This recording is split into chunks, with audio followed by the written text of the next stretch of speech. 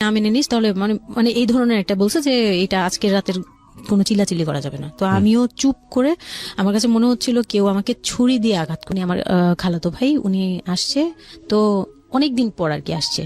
ও আমি তখন 9-এ পড়ি, পহেলা বৈশাখ ছিল, আমি 8 থেকে 9-এ উঠে গেছি পহেলা বৈশাখ। তো ওই সময়টাতে দুষ্টামি করতেছে এরকম ভাবছিলাম যে মনে হয় ফান করছে। আমি ওর সাথে আবার কতক্ষণ চিল্লাচিল্লি যায়, উল্টাপাল্টা কথা বলিস কেন এই সেই। আমার নাম শামিমা। শামিমা, বয়স কত? বয়স এখন 27। 27 ইয়ার্স। ওকে, জন্ম জেলা? জন্ম পুরান ঢাকায়। পুরান ঢাকাতে আপনার জন্ম? হ্যাঁ, পুরান ঢাকাতেই আমার ফ্যামিলি। তার মানে আপনি ঢাকাইয়া কুট্টি যেটাকে বলে বলতে পারেন এরকমই। আচ্ছা, পুরান ঢাকার ভাষা পারেন? হ্যাঁ। ওকে, ঠিক আছে, আপনি যে ভাষাতে যেভাবে বলতে কমফোর্ট ফিল করেন সেভাবেই বলবেন। তো আমাদের এই যে অনুষ্ঠানটি জীবন গল্প, এটা নিশ্চয়ই আপনি শুনেছেন এর আগে? হ্যাঁ, শুনেছি। ওকে, ঠিক আছে, তাহলে আপনার আইডিয়া আছে। জি বলুন, আপনি কি গল্প আজকে আমাদেরকে শোনাতে এসেছেন? আমি আমার ছোটবেলা থেকে মানে জন্ম থেকেই শুরু করতে চাচ্ছি। জি শিওর। আমি হচ্ছি আমার বাবা যিনি ছিলেন উনিও পুরান ঢাকার, আমার মাও পুরান ঢাকার। তো আমি যদি আমার গল্পটা বলতে চাই তাহলে আমার একদম জন্মের আগে, মানে আমার বাবা আমার বিয়ে থেকে শুরু করতে চাচ্ছি। নিশ্চয়ই নিশ্চয়ই, নো প্রবলেম। তো আমার বাবা ছিলেন একজন ব্যবসায়ী পুরান ঢাকার। আচ্ছা। আর আমার মানে পাশাপাশি উনি হোমিওপ্যাথিক ডাক্তারও ছিলেন। ওকে। তো খুব ভালো একজন মানুষ ছিলেন। আর আমার আম্মু ছিলেন জমিদার, মানে জমিদার টাইপের, পুরান ঢাকায় লাইক জমিদার যেরকম থাকে আর কি, জমিদার বাড়ির মেয়ে ছিলেন। মানে পুরান এমন কি ছিল যে আগের পিতামহ বা প্রপিতামহ যেটাকে বলি জমিদার ছিল, এরকম কোনো ব্যাপার চলছিল? এরকম, মানে আমার নানাই ছিলেন জমিদার। ওই এলাকার সব বিচারশালী উনি করতেন, প্রভাবশালী ছিলেন, প্রভাবশালী খুব। জি। তো ওই দিক থেকে আমার বাবা তো বিয়ের প্রস্তাব দেয়নি, মানে ফ্যামিলি থেকেই। আমার বাবার আবার একটা বিয়ে করেছিলেন আরো 8 বছর আগে আমার আম্মুকে বিয়ে করার, ওটা ছিল লাভ ম্যারেজ। তো আব্বু আর ওই বড় আম্মু একসাথে পড়াশোনা করতেন, ওই দিক থেকে দুইজন পরিচয় হয়ে বিয়ে হয়েছিল। কিন্তু 1.5 বছর পরে আমার ওই বড় আম্মু মারা যায়, অসুস্থ হয়ে মারা যান। তারপর আমার আব্বু আর বিয়ে করবেন না এরকম বলেছিলেন যে আর বিয়ে করব না। তারপর প্রায় 8 বছর পরে আমার দাদু আর ফুপ্পিরা মিলে মানে আমার আম্মুকে চুজ করে তারপর বউ করে নিয়ে আসেন। তো আমার আম্মু খুব অসুস্থ থাকতেন প্রায়, আমার আম্মু একটু ফিজিক্যালি একটু দুর্বল। আচ্ছা। তো ওইখান থেকে আমার আম্মুর বিয়ের প্রায় 2-3 বছর পরে আমার একটা বোন হয়। সেই বোনটা মারা যায় 6 মাসের মাথায়, আমার বোনটা মারা যায়। বোনটা মারা যাওয়ার পরে আমার আরেকটা কথা আমি এখানে ভুলে গেছি, যে আমার যে ফার্স্ট মা ছিলেন, মানে বড় মা, আমার আব্বুর যে রিলেশন ছিল, ওইখানে একটা মেয়ে হয়েছিল। ওই মেয়েটার প্রায় 6 মাসের মাথায় মানে পেট খারাপ করে অসুস্থ হয়ে মারা যায়। তো তার পরপরই আমার বড় মাও মারা যায়। তো ওইখানে হচ্ছে আমার ওই বাচ্চাটা ছিল মেয়ে বাচ্চা।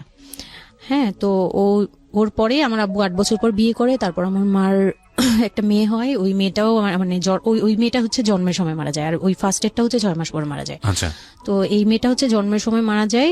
তারপর তার 5 বছর পর আমার ভাইয়া হয়, আমার ভাইয়া আসে। তারপর আমার আম্মুকে বলা হয়েছিল যে আপনার হয়তো অপারেশন করতে হবে, কারণ আপনি আর কনসেপ্ট করতে পারবেন না, খুব অসুস্থ ছিল আম্মু। 2টাই সিজার ছিল, তো ওই সময়টাতে আর কি সিজার বেশি করা যেত না, তাহলে রিস্ক, মানে লাইফে একটা রিস্ক থাকে।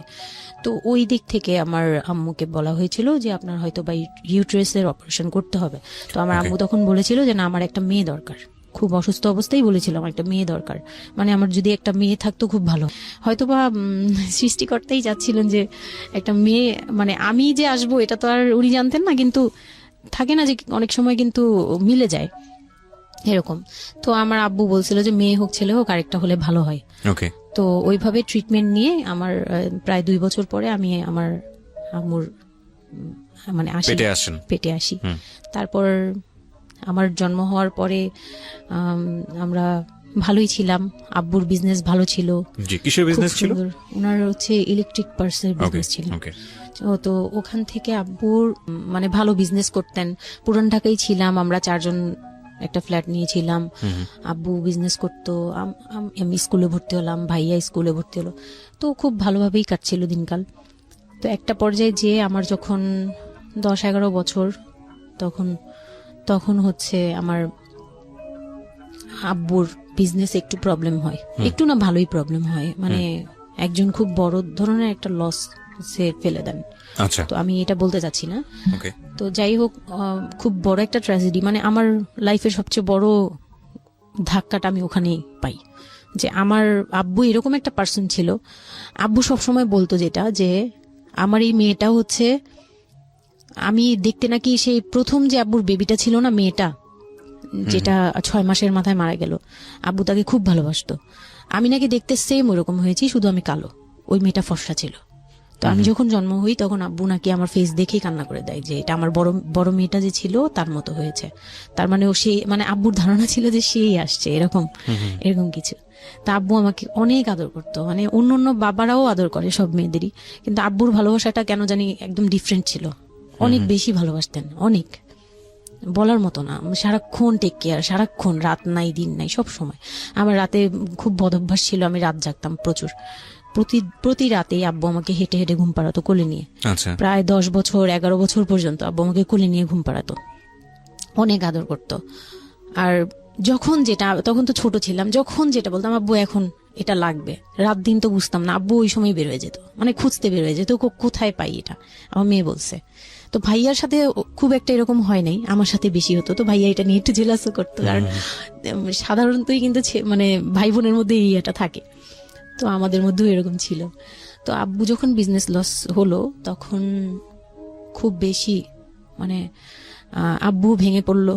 আমরাও মোটামুটি, আমি তো আর বুঝি না, কিন্তু আমি তখন বুঝতাম যে আমার কিছু একটা কমতে যাচ্ছে, মানে কমতি হচ্ছে আমার, কারণ সবকিছু চাওয়ার পরপরই পাওয়া আর একটু লেট করে পাওয়া, এগুলো নিয়ে একটু মেন্টালি ইয়েতে পড়ে গেলাম। তো আব্বু বুঝতে দিত না, শুধু আম্মুকে বলতো যে ওদের বুঝতে দিবে না। আম্মু আমাদের বুঝতে দেয়নি, কখনো এরকম ভাবে ইয়ে করেনি। কিন্তু একটা সময় দেখলাম কি আব্বু বাসা চেঞ্জ করছে, ছোট বাসা নিচ্ছে, মানে এগুলো খুব ব্রেনে গিয়ে লাগলো যে ছোট বাসা কেন, আর এরকম কেন হচ্ছে। আব্বু আস্তে আস্তে ব্যবসা গোটাচ্ছে, নতুন কিছু করার চিন্তা করছে, মানে এগুলো নিয়ে আমিও খুব ডিপ্রেসড হয়ে গেলাম। তখন আমি ক্লাস 6-7 পড়ি, এরকম হবে 7 থেকে 8 উঠবো এরকম। তো আব্বু সবকিছু গুটিয়ে চলে যাচ্ছিল ওনার এলাকায়, মানে দয়াগঞ্জের ওই সাইডে, মানে আমার দাদির এলাকা যে সাইডটা, ওই সাইডটাতে চলে যাচ্ছে।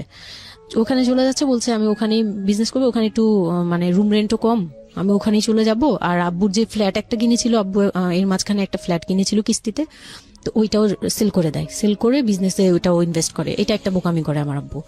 যাই হোক, উনিও বুঝতে পারেনি।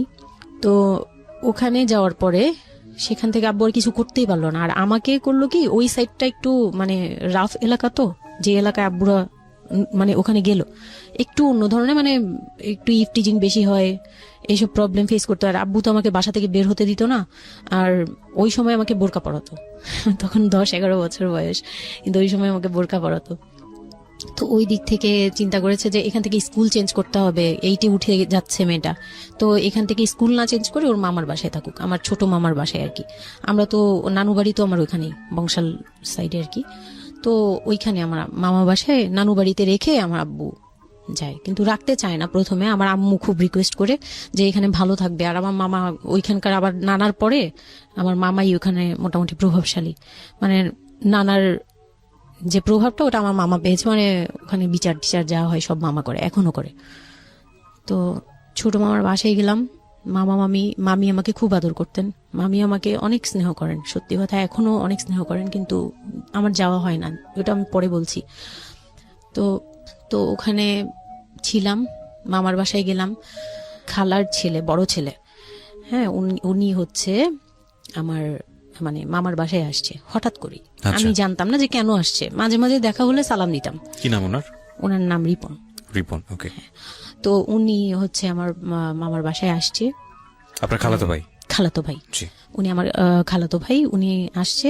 তো অনেকদিন পর আর কি আসছে। আমি তখন 9-এ পড়ি, পহেলা বৈশাখ ছিল, আমি 8 থেকে 9-এ উঠে গেছি, পহেলা বৈশাখ। তো ওই সময়টাতে তাকে দেখলাম যে সে আমাদের বাসায়। রিপন? হ্যাঁ। তো আমি সালাম দিলাম, ভাইয়া কেমন আছেন, কারণ উনি আমাদের অনেক সিনিয়র। আপনি তখন ক্লাস 9-এ পড়েন? হ্যাঁ, 8 থেকে 9 আর কি। 8 থেকে 9, ওকে। হ্যাঁ। তো ওই সময় আমি দেখে বললাম, ভাইয়া কেমন আছেন, চা খাবেন?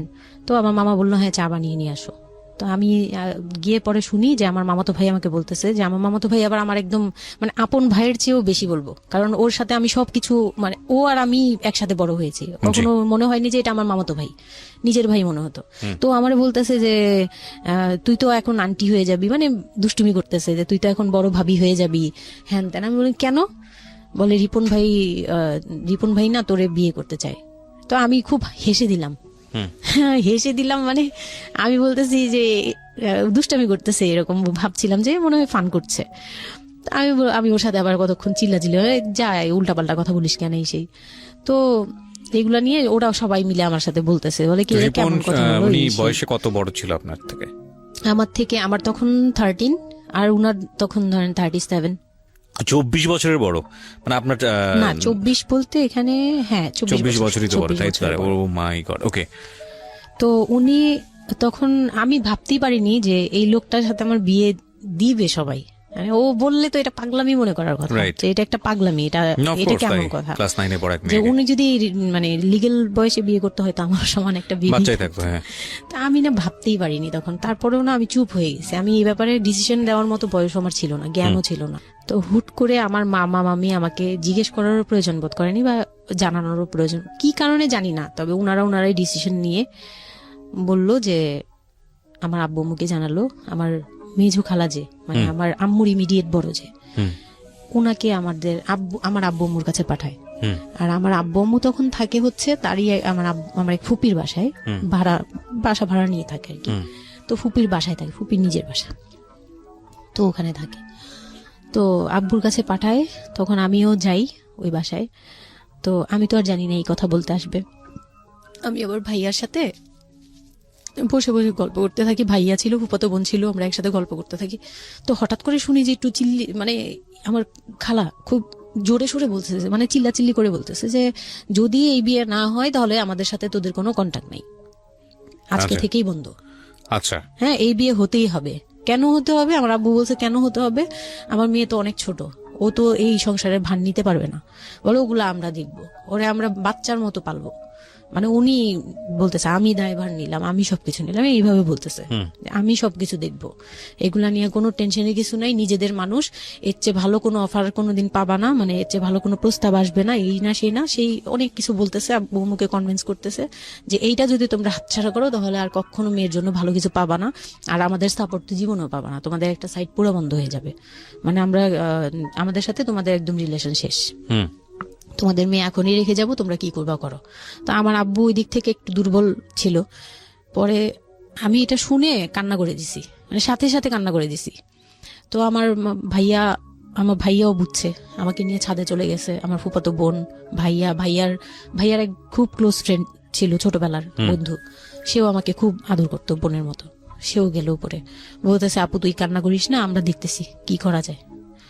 তো আমার ভাইয়া বলতেছে, বলে কি আমি ওরে নিয়ে কোথাও পালিয়ে যাই, আমার মনে হচ্ছে যে আমি ওকে নিয়ে এখন কোথাও পালিয়ে যাই, যে রিপন ভাই এটা কিভাবে এটা বলতে পারে যে বিয়ে করবে ওকে। তো আমি খুব কান্নাকাটি করছিলাম। আমার খালা চলে গেল, খালা চলে যাওয়ার পরে আমার ভাইয়া আব্বুকে যে কি বলছে জানি না, আব্বু আবার ছাদে আসছে, আমি কান্না করতেই আসি, মানে তখন কন্টিনিউ কান্না করতেছি। তো আমার আব্বু ছাদে এসে যেটা বললো যে, আমার আব্বু তখন বললো যে, বলে আমি তোমাকে নিয়ে মানে বনে চলে যাব দরকার পড়লে, কিন্তু আমি ওর কাছে তোমাকে দিব না। তো আমি দেখলাম যে আব্বু ফিজিক্যালি, মেন্টালি, আর্থিকভাবে সব দিক থেকে দুর্বল, এখন আমাকে নিয়ে যদি বের হয় সে পারবে না, এটুকু বুঝলাম, তার দ্বারা সম্ভব না এটা। পরে আমাকে বললো যে তুমি যদি রাজি থাকো তাহলে আমার কোনো আপত্তি না, যদি তুমি বলো যে না আব্বু আমি রাজি না, তুমি শুধু একবার বলো, তাহলে আমি তোমাকে নিয়ে বের হয়ে যাবো, আমরা বাবা মেয়ে কই থাকবো কেউ জানার দরকার নেই।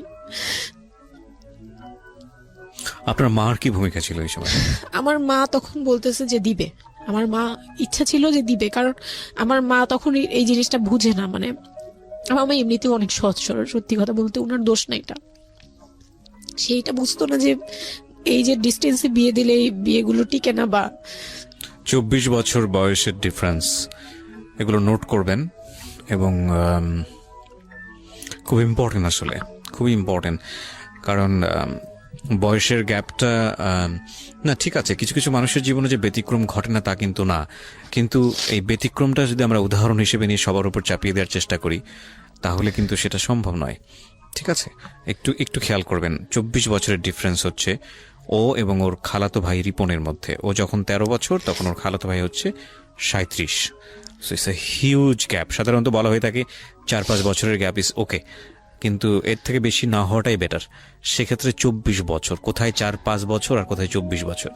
হ্যাঁ, দেন হচ্ছে ওই বিয়েটা মানে আপনি কি বললেন? এখন তো আমি সিদ্ধান্ত তখন- আসলে আপনার জায়গায় ছিল। সিদ্ধান্ত আমার জায়গায় বলতে আমি তখন 13 বছর বয়স, তো মানে আমি তখন প্রেমও করিনি একটাও। মানে একটা এজ থাকে কিন্তু সবকিছুরই, মানে তখন দেখতাম যে আশপাশে মানে যারা কলেজে পড়ে, আমার একটা টার্গেট ছিল যে আমিও একদিন কলেজে পড়বো, যাব। আমার ভাইয়াও বলতেছে, বলে আমিও আপনার সাথে যাব। তো আমি দেখতেছি আব্বু এমনিতেই 1 থেকে 1.5 বছর বা 2 বছর ধরে এরকম সার্ভাইভ করতেছে, মানে নিজে যুদ্ধ করে পারতেছে না, কাজকর্ম সবকিছু বন্ধ হয়ে গেছে, মানে বিজনেস টিজনেস সব গুটিয়ে ফেলছে। তারপর উনি যে এখন নিজে চলবে ওইটাই চলতে পারতেছে না, মানে খুব কষ্ট হচ্ছে আমাকে। আমার মতো মানে আমাকে যেখানে উনি একটা রাত 24 ঘন্টা একবার হলো আমাকে দেখতে হতো, ওই জায়গায় আমার মামার বাসায় ফেলে রাখছে। প্রতিদিন হেঁটে যেত, দেখে আসতো, একবার হলেও দেখে আসতো, মানে এরকম কষ্টগুলো করছে। ওই দিক থেকে চিন্তা করে দেখলাম যে না, আমার আসলে উনাকে প্রেশার দেওয়া উচিত না, উনার উপর ছেড়ে দিই। তখন আর কি এটাই মাথায় কাজ করছে যে আব্বু আপনি যেটা বলবেন সেটাই। পরে তার 1 সপ্তাহের মধ্যে 14 এপ্রিল পহেলা বৈশাখ আর 23 তারিখে আমার এঙ্গেজমেন্ট হয়। এঙ্গেজমেন্ট হয়ে যায়। হ্যাঁ, ওই উনি একদম খুব তাড়াহুড়া করে যে এঙ্গেজমেন্ট হতে হবে, বিয়ে হতে হবে খুব শীঘ্রই। তো ওইভাবে এঙ্গেজমেন্ট হয়। মানে এঙ্গেজমেন্টের পরেও আমি একদম স্টপ, আমার মাথায় কিছুই, তখন আমি পুরোপুরি ব্ল্যাঙ্ক। মানে আমি যে নিজের থেকে কিছু বলবো, কিছু করব, আমার ভিতরে ওইগুলো আর কাজ করছিল না। স্কুলে যাইতাম, অনেক সময় যাই না, এরকম আর কি, যে যেতে ইচ্ছে করলে যাই, না ইচ্ছে করলে যাই না, ওকে। এরকম হয়ে গেলাম। এঙ্গেজমেন্টের 3 মাস পরে বিয়ে হওয়ার কথা ছিল, কিন্তু ঘুরতে ঘুরতে 4 থেকে 5 মাস ইয়ে হলো। তো 2004-এ 4 থেকে 5 মাসের মধ্যে সে আমার সাথে অনেকবার দেখা করতে চাইছে, কেউ দেখা করতে দেয়নি, কারণ আমার ফ্যামিলি খুব রেস্ট্রিক্টেড ছিল এইসব ব্যাপারে, কেউ দেখা করতে দেয়নি। আর আমিও ভয় পেতাম, তো আমি খুবই ভয় পেতাম, উনাকে অনেক ভয় পেতাম, সোজা কথা আমি উনাকে খুব ভয় পেতাম। তো এর মাঝখানে এক ভাবি, আমার নানু বাড়িতে ছিলাম, তো মানে মামার বাড়ি, আমার মামার নিজের বিল্ডিং হচ্ছে একটা, আর নানু বাড়ি পুরোনোটা, যেটা পুরোনো বাড়ি, ওখানে তো আমার সব জয়েন্ট ফ্যামিলি, মানে আমার অন্য মামারা এবং মামাতো ভাইয়ের বউরা সবাই একসাথে থাকে। তো আমার এক মামাতো ভাইয়ের বউ তাকে খুব রিকোয়েস্ট করছে যে ভাবি আপনি ওকে একটু ডেকে দেন, কথা বলবো। তো আমার মামাতো ভাইয়ের বউ মনে করছে যে সে তো তাদের তো বিয়ে হচ্ছে, তো সমস্যা কি, ডেকে দিই। তো আমাকে আর বলে নাই। প্রথম একবার আমাকে বলছিল যে দেখা করে দিবে, তখন আমি বলছি না, আমি যাবো না, আমি দেখা করবো না, আমার খুব ভয় লাগতো। তখন আমার বিয়ের মনে হয় 1.5-2 মাস আগের কথা এটা। তো আমার মামাতো ভাইয়ের বউ আমাকে ডাকছে যে কিছু একটা বলে, মানে জামা বানানো বা সামহাও এরকম কিছু একটা, অনেক বছর আগে, তো ভুলেও গেছি যে কি কি একটা কারণে আমাকে ডাকছে সে। তো আমি গেলাম, একদম মনের অজান্তেই গেলাম। গিয়ে পরে রুমে গেছি, পরেই দেখি হইলো মানে রিপন বসে আছে। তো বসে আছে দেখে না আমার একদম খুব একটা আঘাত লাগলো যে এই ভাবি আমাকে এইভাবে নিয়ে আসলো। আর ভাবি তো মজা করে, মানে ওনারও দোষ না, উনি ভাবতেছে যে নতুন বিয়ে হবে, ওদেরকে একসাথে করিয়ে এসে। তো উনি বললো কি আচ্ছা তোরা বস, আমি চা নিয়ে আসি, এরকম বলে উঠে গেল না। আমার আরো ভয় লেগে গেছে। আর তখন আমি গিয়ে দেখতে পারলাম যে ওই লোকটার আচরণ খুবই খারাপ। মানে আমার কাছে তখন মনে হয়েছে যে কেন মনে হলো এটা? কেন মনে হলো, হুট করে ভাবি যখন গেল, সে সাথে সাথে আমার পাশে এসে বসছে এবং আমাকে মানে খুব মানে নোংরা ভাবে টাচ করতেছে। তখন আমার বয়স খুব ছোট, তো স্বাভাবিক না এটা আমার কাছে ভালো না লাগার কথাই, কারণ মানে কথা হয় আমি না। তাকে বড় ভাই জানি। এক্স্যাক্টলি, মানে কয়দিন আগেও তো সালাম কালাম দিয়ে দূরে থেকে কথাবার্তা হ্যাঁ, বললাম। বড় ভাইয়া বলতাম, সবাই মানে তাকে বড় ভাইয়া ডাকে, আমিও বড় ভাইয়া ডাকতাম ওই ইয়ে থেকে। আর সেই লোকটা এসে আমাকে মানে খুব অপ্রীতিকর ভাবে জড়িয়ে ধরতেছে, তারপর জড়াজড়ি করতেছে, মানে খুব ঘেন্না লেগে গেল। আমি খুব জোরাজোরি করে আমি বললাম আমি এখন চিল্লাচিল্লি করবো, মানে তখন আমার খুব খারাপ লাগতেছিল, তখন বললাম আমি চিল্লাচিল্লি করবো বলে আমি একটু জোরে বলছি। পরে উনি আমাকে ছেড়ে দিছে, আমি এমন দূর দিছি একবারে সরাসরি মানে মামার বাসায় চলে গেছে, আর আসিনি। আর ওখানে গিয়ে অনেক কান্নাকাটি করছে যে এখন তো নাও করা যাবে না, আর এই লোকটা এরকম কেন, এই লোকটা তো তাহলে বিয়ের পরে, মানে আমার একটা ভয় ঢুকিয়ে গেছে যে এই লোকটা তো তাহলে আমাকে না জানি কি করবে, এরকম একটা ভয় ঢুকিয়ে গেছে। তখন তো ছোট ছিলাম, আর আমাদের ওই সময়টাতে তো এত মিডিয়া ছিল না যে আমরা এত কিছু বুঝবো যে এই আর কি। তো ওখানে তারপর 1.5 থেকে 2 মাস পরে বিয়ে হলো। এর মাঝখানে অনেকবার ফোন টোন করতো, এই করতো, আমি রেসপন্স করতাম না। তো বিয়ে যেদিন হলো বিয়ের রাতের কথাটা কি বলবো? নিশ্চয়ই আপনার যদি মনে হয় যে বিষয়টা সামাজিকতার জায়গাটা থেকে খুব সেন্সিটিভ, একটা মেয়ের মানসিকতার জায়গাটা থেকে, যেটা কোনো আসলে এটা রকম আমার বলার মতো শক্তিও নাই। সত্যি কথা বলতে আমি এটাই আমার লাইফের সবচেয়ে বড় ট্র্যাজেডি, বিয়ের রাত। হয়তো আপনি খেয়াল করছেন কিনা জানি না, কিন্তু আপনি মাঝখানে বললেন যে আমি অ্যাফেয়ার করবো কিভাবে, আমার মন তো তখনই ভেঙে দিছে। আমার ভিতরে একটা ভয় কাজ করে। কি হয়েছিল আমি জানি, আপনি খুব সুন্দর করে বলছেন গল্প, আপনি আপনার মতো করেই বলবেন, আমরা আসলে মূল মেসেজটাই পেতে চাই। লোকটা হচ্ছে সামাজিকভাবে সবার কাছে খুব ভালো, সবার কাছে ভালো বলতে মানে গলিতে বা এলাকায় কিছু করে না, সেই এলাকায় খুব ভালো ব্যবসা করে, খুব সহজ সরল ভাবে দোকানে যাচ্ছে, আসতেছে, খাচ্ছে, ঘুমাচ্ছে, নর্মাল। আমার সাথে যেদিন বিয়ে হলো সেদিন খুব বৃষ্টি, তো আমার তো ওই একদিনে আমার ভাবির রুমে ওই দিনে আমি তার রূপ দেখে ফেলছি। তো তখন থেকে আমার তাকে দেখলে মানে গা শিউরে উঠতো, যে মনে হতো যে ভয়ঙ্কর একটা কিছু করবে। মানে মনে হতো, তখন আমি বুঝতাম না, সেক্সুয়াল লাইফটা বুঝতাম না যে সেক্স কি জিনিস, কিন্তু তখন একটা ভয় ঢুকে গেছে, খুব চাপা একটা ভয়। প্রথম কথা হচ্ছে যে আপনি একটা ছেলে এবং মেয়ের মধ্যে যে স্বাভাবিক সম্পর্কটা বিবাহ পরবর্তী, এটা সম্পর্কে আপনার কোনো আইডিয়া ছিল? আপনাকে কেউ না, বলেছে? এটা সম্পর্কে কোনো আইডিয়াই ছিল না, শুধু জানতাম যে কিছু একটা হয়, আচ্ছা, কিন্তু কি হয় বা সেটা আপনি জানতেন না? ডিটেইলসটা আমি জানতাম না। আপনাকে বিয়ের রাতে বা আগে পরেও কেউ কখনো কিছু বলে না, আমার বিয়ের আগে আমার এক ভাবি ছিল, মানে যেই ভাবির বাসায় গেছে সেই ভাবি না, আরেকটা ভাবি ছিল, উনারই বড় যা আর কি। তো ওই ভাবি আমাকে জাস্ট কানে কানে বলছে যে আজকে কিন্তু যাই হোক একদম চুপ থাকবি, আমাকে এইভাবে বলছে। শুধু এটা বলেছে? শুধু এটা বলছে, আজকে যাই হোক আরো চুপ ভয়ানক কথা থাকবি। বলেছে, মানে এটা তা আমি শুনলে তো আরো বললাম, ভয় যাই হোক কি হবে, বলে কিছু বুঝো না তুমি, হ্যাঁ কিছু এতই ছোট, কিছু বুঝো না, এইগুলি বলতেছে। মানে আপনার মনে আরো বেশি ভয় ঢুকে গিয়েছে? কোন ধরনের চিল্লাচিল্লি করবি না, চুপচাপ থাকবি, মানে জাস্ট হাসি মুখে এরকম করে বলছে। কিন্তু আমার কাছে একটু ভয় ভয় লাগছে তখনই, যে এই লোকটা তো ওই সময় যদি এরকম মানে খপ করে জড়ায় ধরতে পারে, এই লোক কি করতে পারে, কি হতে পারে, মানে এই টাইপের একটা ভয় কাজ করছে তখন এই জিনিসগুলো বুঝতাম না, মানে ফিজিক্যাল রিলেশন বা এগুলি এই সম্পর্কে কিছুই জানতাম না। জানতাম যে কিছু একটা হয়, হাজবেন্ড ওয়াইফে কিছু হয়, কিন্তু কি হয় এটা জানতাম না, এরকম ছিলাম। তো নর্মালি যখন বিয়েটা হলো, কমপ্লিট হলো, সে তো মানে কতক্ষণে রুমে যাবে এরকম। একটু পজ দিচ্ছি আমি এখানে, কারণ আমি জানি যে ম্যাক্সিমাম আমি গেস করছি এখানে, কারণ এদিকে এখানে যারা শুনবে বা এই মুহূর্তে যারা শুনছে তাদের ইন্টেনশনটাকে আমি একটু ক্লিয়ার করতে চাই। সেটা হচ্ছে আমরা এটা বলি যে this is an entertaining show, but এই জীবন গল্প বলেন বা আমার লাস্ট 7-8 ইয়ার্সের ক্যারিয়ারে আমি রেডিওতে যে ধরনের প্রোগ্রাম করেছি, সোশ্যাল অ্যাওয়ারনেসের জায়গাটা থেকে এটা কি ধরনের ভূমিকা রেখেছি সেটা আপনারা আপনাদের জায়গা থেকেই ভালো মূল্যায়ন করতে পারবেন। বাট আমি একটু করজোরে আপনাদের কাছে একটা মিনতি করতে চাই, এই ঘটনাটাকে সিনেমা হিসেবে না দেখে, সিনেমার পর্দায় কিছু একটা ঘটতে যাচ্ছে এরকম একটা কিছু হিসেবে না দেখে, রেডিও হিসেবে না দেখে, একটু নিজের জায়গা থেকে চিন্তা করে দেখবেন, বা যদি বিষয়টা এরকম হয় একটা মানবিক জায়গা থেকে একটু চিন্তা করে দেখবেন। 24 বছরের গ্যাপ হাজব্যান্ড আর ওয়াইফের মধ্যে, 24 ইয়ার্স, 13 বছরের একটা মেয়ে, যে মেয়েটার জীবনে প্রেম বলতে কোনো কিছু আসেনি, শারীরিক সম্পর্ক কি সে বোঝেই না, এবং দ্বিতীয়ত যে বিষয়টা ইম্পর্টেন্ট, বয়ঃসন্ধিকালের একেবারে ইনিশিয়াল স্টেজে সে আছে, সে জানি না আসলে বিষয়গুলো কি। আর 37 বছর মানে হচ্ছে আমাদের পার্সপেক্টিভ থেকে, আমাদের সামাজিকতা জায়গা থেকে একটা ছেলে যখন একদম এই সমস্ত স্টেজ, প্রেম বলেন, শারীরিক সম্পর্ক বলেন, বা অন্যান্য যে বিষয়গুলো আছে সেগুলো বলেন, সেগুলো অতিক্রম করে মোটামুটি বৈষয়িক হয়ে গেছে। বৈষয়িক বলতে আমি যেটা বোঝাচ্ছি, এই জীবনে এসে দায়িত্ব ছাড়া অন্য কোনো কিছু থাকে না 37 কিংবা 40 বছরের পর থেকে, এরকম একটা স্টেজে আছে। তার মানে ওদের মধ্যে মেন্টাল ম্যাচিং এর কত বড় একটা গ্যাপ। সেই জায়গাটা থেকে ছেলেটা যদি মেয়েটাকে বুঝতে না চেষ্টা করে, বিশেষ করে ছেলের দায়িত্ব, কারণ যেহেতু সে সিনিয়র, যদি বুঝতে না চেষ্টা করে, তাহলে এটা কতটা অমানবিক এবং কতটা পাশবিক, কতটা ভয়ঙ্কর হতে পারে মেয়েটার জায়গাটা থেকে, এটা একটু চিন্তা করবেন। সো বিশেষ করে যারা বাসরাত বিষয়টাকে মাথায় রাখছেন, তাদেরকে আমি বলবো, প্লিজ থিঙ্ক লাইক দিস। হ্যাঁ, এখানে একটু মানবিক হওয়া প্রয়োজন। এখানে যদি আমরা শুধু এন্টারটেনমেন্ট হিসেবে বিষয়টাকে নেই, তাহলে আমি আসলে যে কারণে এই বিষয়টা আনতে চাচ্ছি সেই মেসেজটা ক্লিয়ার হবে না। Okay, so please feel the story actually. তারপর বিয়ের দিন যেটা আর কি, রাতের বেলা সবাই আমাকে নিয়ে আসলো বাড়িতে, মানে ওনাদের বাসায়। তো ওই বাসায় হচ্ছে একটা রুম, মানে প্রথম হচ্ছে বাসায় ঢুকেই কোনো বারান্দা টারান্দা কিছু নেই, শুধু রুম আর সিঁড়ি, সিঁড়ি ঘর। মানে পুরান ঢাকার বাসাগুলো একটু বেশি হয়তো, খুব ছোট ছোট হয়তো, টাইপের হয়। হ্যাঁ, আমি একদম। একসময় জিএসআরসিতে কাজ করতাম, আমার ফার্স্ট জব ছিল ওটা, আমি সার্ভে করেছিলাম পুরান ঢাকায়। আচ্ছা। সেটাই আমার প্রথম পুরান ঢাকায় যাওয়া, এবং আমার কাছে মনে হয়েছিল যে আমি কোথায় এসেছি।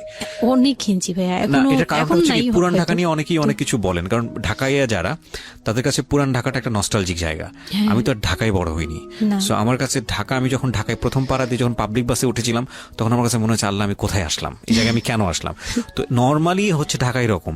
তারপরে যখন পুরান ঢাকায় গেলাম, পুরান ঢাকার সাথে আমার ওই ধরনের অ্যাটাচমেন্ট কখনোই ছিল ওটা না। অনেক বেশি, অনেক ঘিঞ্চি ভাইয়া। আমার মনে আছে চকবাজারের যেই চকবাজার নামে একটা যে জায়গা আছে, ওখানে হ্যাঁ, চুরি চকবাজার। পট্টি বা কি যেন একটা আছে না, যে মেয়েদের কসমেটিক্স বিক্রি করে, হ্যাঁ। ম্যাক্সিমাম হচ্ছে নকল, আমি জানি না এখন কি রকম আছে।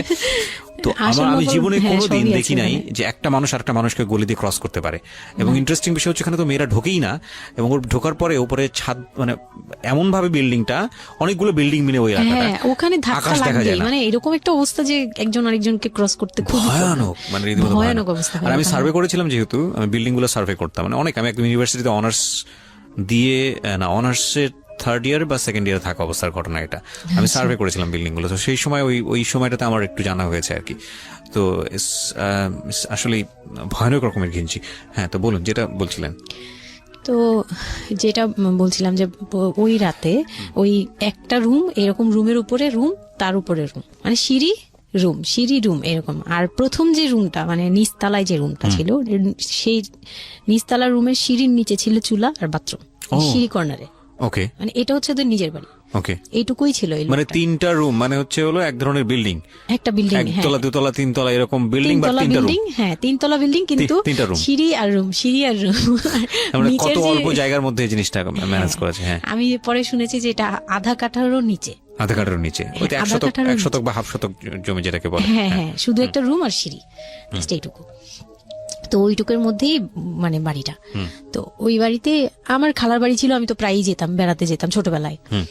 তো আমাকে নিয়ে গেল, আর 3 তলার রুমে সবচেয়ে পরের রুম যেটা, ওটাতে আবার আমার মানে মেজো দেবর সম্পর্কে ছিল যে, সে আমাদেরও মানে আমার বিয়ের 12 বছর আগে বিয়ে করে ফেলছে। সে লাভ ম্যারেজ করছে, মানে উপযুক্ত বয়সে বিয়ে করছে। আর আমার হাজবেন্ড আবার ছিল যে, উনি আবার খুব লেটে বিয়ে করছে, মানে সেটা আমরা বুঝতেই পারছি। 37, হ্যাঁ ফ্যামিলির দায়িত্ব পালন করে সবকিছু শেষ করে তারপর বিয়ে করছে। 37 আসলে খুব লেট না, কিন্তু 37 এর জায়গা থেকে 13 বিয়ে করাটা খুব অবিবেচক। হ্যাঁ, আমার জন্য তো সে অনেক বড়। রাইট।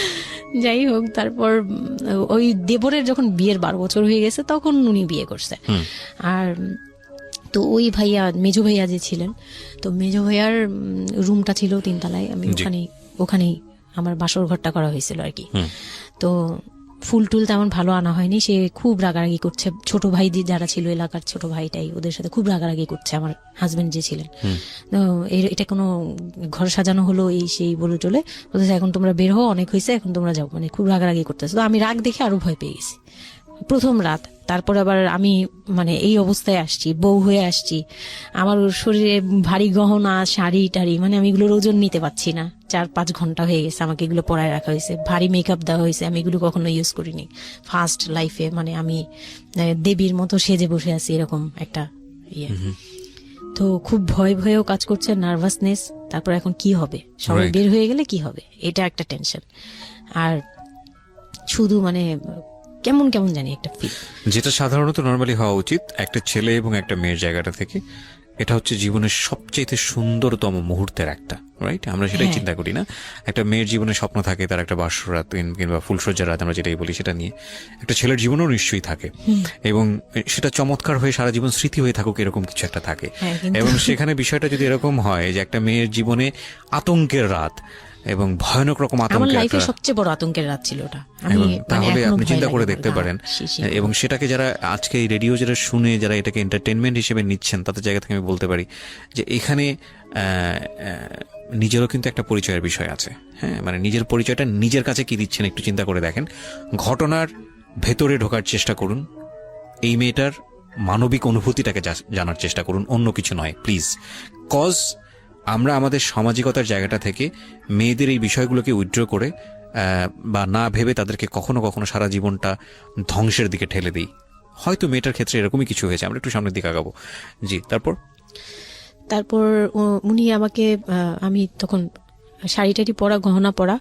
তো খুব নর্মালি সবাই চলে গেল পরে খুব নর্মালি আমাকে বলতেছে যে ড্রেসটা চেঞ্জ করো, শাড়িটা চেঞ্জ করো, গহনা টহনা চেঞ্জ করো। তো আমি আমার লাগেজ থেকে একটা 3 পিস নিলাম, ওই 3 পিসটা নিয়ে ওয়াশরুমে চলে গেলাম। ওয়াশরুম বলতে ওই যে উপরের রুমেই একটা ওয়াশরুম আছে, আর নিচের রুমে মানে উপরের রুমে তো আর সিঁড়ি ঘর নাই, সিঁড়ি ঘরটাতেই একটা ওয়াশরুম ছিল, ছোট্ট একটা টয়লেট ছিল।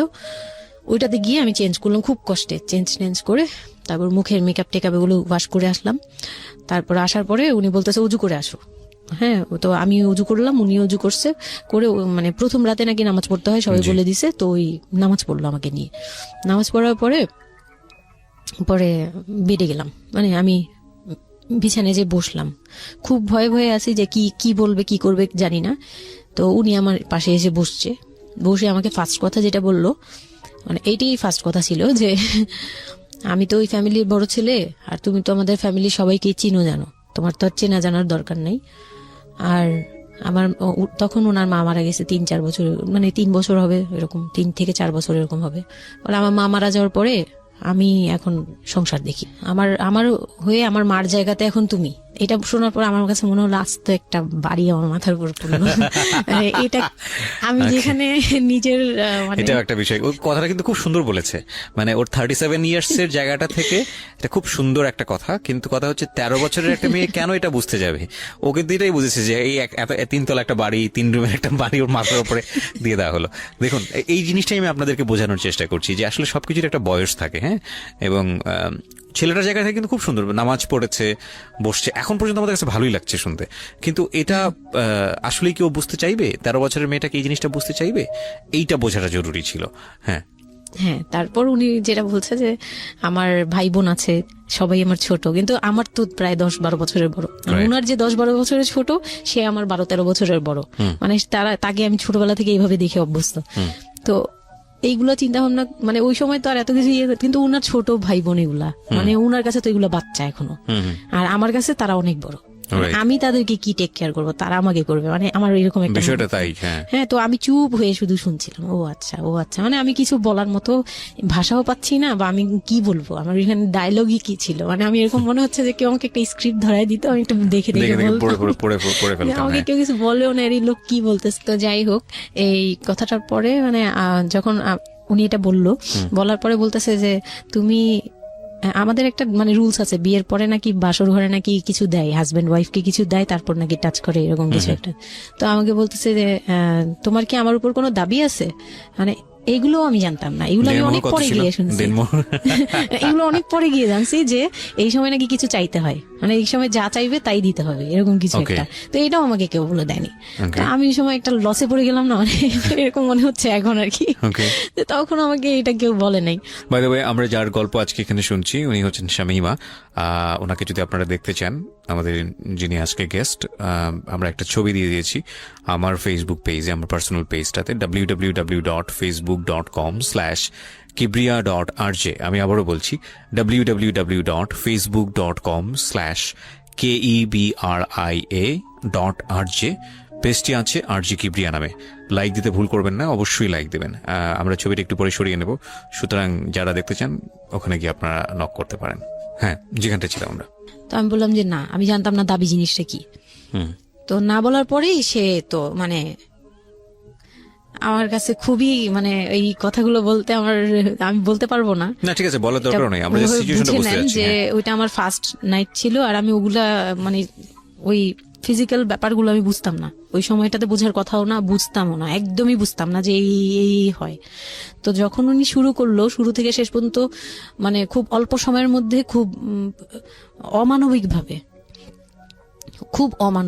মানে এটা এখন বর্তমানে যদি আমি কল্পনা করতে যাই, তাহলে এটা একমাত্র পারে রেপিস্টরাই পারবে, এটা রেপ ছাড়া কিছু ছিল না। আমি মেনে নিস তাহলে, মানে এই ধরনের একটা বলছে যে এটা আজকের রাতের কোনো চিল্লাচিল্লি করা যাবে না। তো আমিও চুপ করে, আমার কাছে মনে হচ্ছিল কেউ আমাকে ছুরি দিয়ে আঘাত করতেছে, মানে মনে হচ্ছিল যে কেউ আমাকে ছুরি দিয়ে আঘাত করতেছে, আর আমি ব্লাড দিয়ে পুরো, মানে আমার শরীরে সব ব্লাড বের হয়ে যাচ্ছে। আমার এরকম মনে হচ্ছে যে আমার শরীর থেকে সব ব্লাড বের হয়ে যাচ্ছে, আমি মানে গরু কাটলে যেরকম করে না, আমি ওরকম কাঁপতেছি। কিন্তু সে তার কাজ করলো।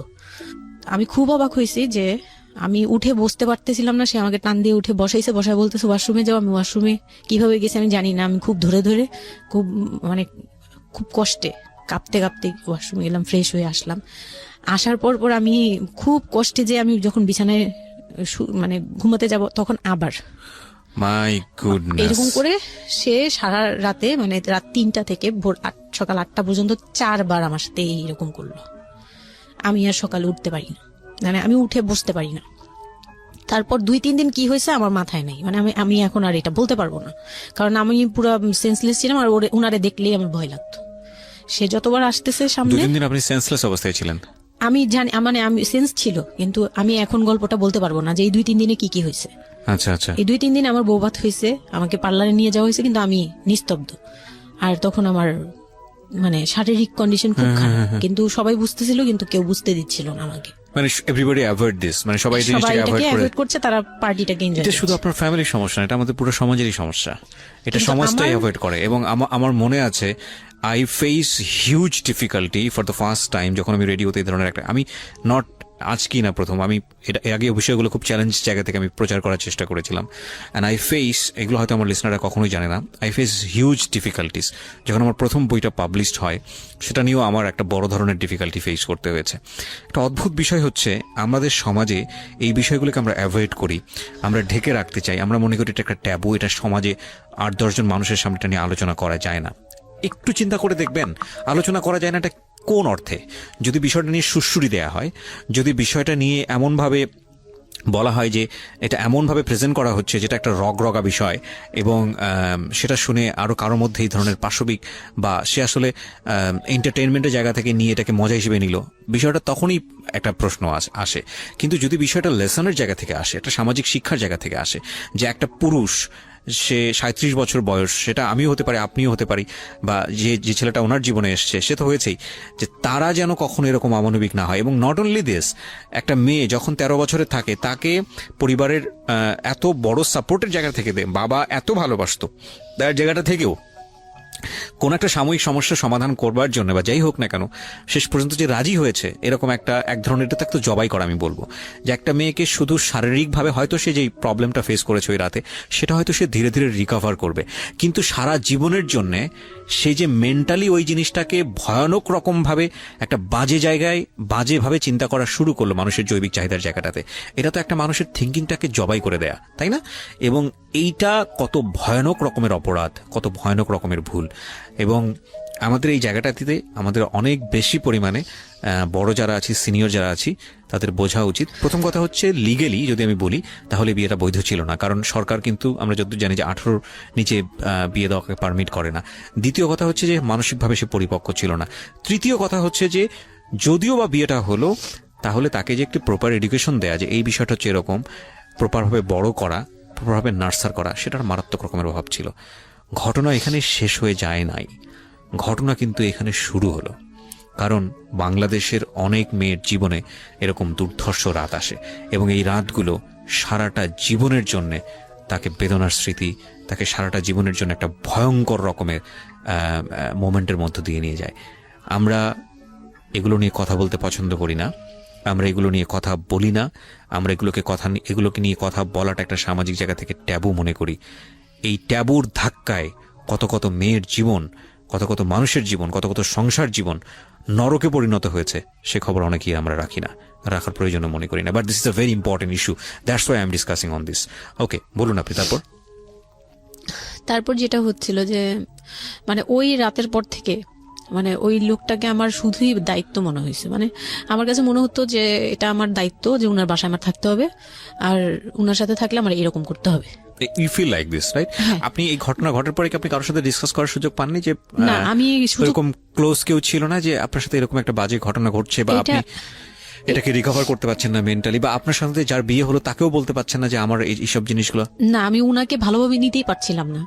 সোজা কথা, আমি উনার সাথে কোনো কিছু ডিসকাস করতাম না, বা অনেক পরে গিয়ে যখন ডিসকাস করেছিল তখন উনি আমাকে উল্টাপাল্টা বুঝ দিয়েছে। মানে অনেক পরের সময়টাতে, হ্যাঁ, বাট ইট হ্যাপেন্স রেগুলারলি, না র্যান্ডমলি এই জিনিসগুলো হয়ে যাচ্ছিল আপনার সাথে? হ্যাঁ, প্রায় মাস থেকে 2-3 মাস এরকম হলো। তারপর মানে এটা আমি বলি যে প্রথম তো 4-5 দিন তো রেগুলার হলো। তারপর আমি আমার মানে আমার ব্লিডিং অফ হচ্ছিল না, আমার কন্টিনিউ হচ্ছিল ব্লিডিং। তো এক সময় যে ওই ব্লিডিং এর মধ্যেও তিনি অনেক বাজে ইয়ে করেছে। তো ওর পরে আমি বাসায় যেতে চাইলে বাসায় যেতে দিত না, এভাবে ইয়ে করে ফেললো। আর ফ্যামিলিগত যে ব্যাপারটা ছিল, যে আমার ফ্যামিলি তো তখন, আমার আব্বু তো তখন একদম মানে ফিনান্সিয়ালি খুব উইক ছিল। তো বিয়ের পরে কিছু ফর্মালিটি থাকে, পুরান ঢাকার কিছু রুলস আছে যে বিয়ের পরে মেয়েদের প্রতি সপ্তাহে সপ্তাহে দেখতে যাওয়া, এটা সেটা পাঠানো, প্রতি সিজনে সিজনে এটা এটা করা, এগুলো ব্যাপারে কেউ কনসার্ন ছিল না। মানে তখন মানে আমার ফ্যামিলির কেউ এরকম অ্যাক্টিভ ছিল না, মানে ছিল কিন্তু কেউ কেয়ার করেন। তারপর হচ্ছে এরকম করে আমার সময়গুলো কাটতে লাগলো। তো সবচেয়ে বড় কথা হচ্ছে আমার যে হাজবেন্ড ছিল রিপন, উনি আমার বাবার দোকানে কাজ করতো একটা সময়। ওইটা হচ্ছে প্রায় আরো মানে আমার জন্মের সময় বা আমার জন্মেরও আগে। হ্যাঁ, তখন নতুন নতুন আর কি কাজ শেখার জন্য আমার আব্বুর দোকানে ঢুকছে এরকম। তো আমার আব্বু তাকে ক্যাশ বুঝিয়ে দিয়েছিলেন নাকি, তখন নাকি ক্যাশ দিত। তো আমি একটু যখন 2-3 বছরের, তখন উনি দোকান থেকে বের হয়ে নিজে ব্যবসা দিয়েছে, ওখান থেকে তিনি ইমপ্রুভ করছে। তো ওখান থেকে শুরু। আর আমাকে যখন বিয়ে দিছে, মানে আমার যখন বিয়ে হয়েছে, তো ওই রিপন যিনি, ওনার উদ্দেশ্য ছিল যে আমি আমার নানু বাড়ির অংশ পাবো, মানে সম্পদ। আমার নানু বাড়ি খুব বিশাল, মানে বললামই তো যে খুব বিরাট একটা অংশ। আর ওনাদের যে অংশটা ছিল সেটা অনেক আগেই নেওয়া হয়ে গেছে। মানে ওনার দাদা বাড়ি যেটাতে ওনারা ছিল 3 রুম, ওই যে ছোট ছোট 3টা রুম উপরে ওই বিল্ডিংটা তোলার পরে আমার মামা ওই অংশটা কেটে রাখছে, মানে আমার মামা রেখে দিয়েছে। আর আমাদের যে অংশটা ছিল তার লোভটা ছিল যে ওই বাড়িতে আমি একটা রুম হলেও পাবো। হ্যাঁ, তো আমার আম্মু তো আর ওটা নেয়নি। তো আমার হাজবেন্ডের ইয়েটা ছিল, টার্গেটটা ছিল যে ওই বাসায় একটা রুম হলেও পাবে। আর পুরান ঢাকায় একটা রুম মানে অনেক কিছু, মানে ওখানে তো প্রায় 1 কোটি টাকা দাম কাঠা। তো একটা রুম মানে 1 কাঠা না হোক, আধা কাঠা হোক, 50 লাখ টাকা হোক আমার আসবে, এরকম একটা টার্গেট ছিল তার।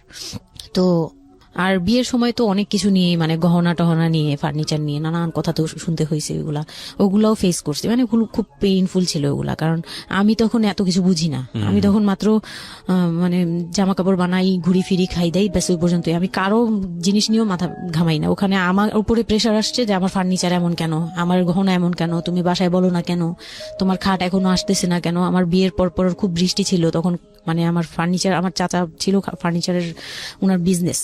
তো আমার চাচার ফ্যাক্টরি থেকেই সবগুলো ফার্নিচার আসবে। তো উনারা বলতেছে যে জাস্ট একটা কারণেই লেট হচ্ছে, রোদ পাচ্ছি না, রোদ পেলে তারপর কাঠগুলো শুকাবে, তারপরে হ্যাঁ, মানে জয়েন্ট দিলেই এখন এটা ফেটে ফেটে যাবে, এখন জয়েন্ট দিলে প্রবলেম হবে। এই জিনিসটা ওরা বুঝতেছে না। ওরা বলতেছে কেন দেরি করছে, নাকি ফাঁকিই দিচ্ছে, নানান ধরনের কথা তৈরি করতেছে। আর এই দিক দিয়ে আমি পেইন খাচ্ছি, ওই দিকে এক পেইন, মানে রাতে গিয়ে এক পেইন, দিনের বেলায় পেইন।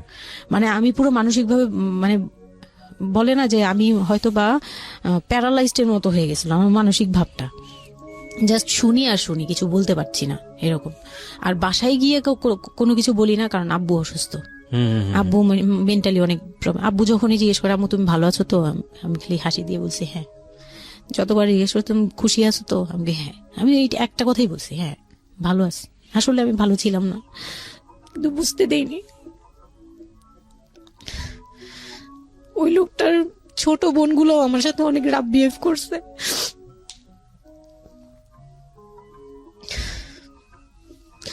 তো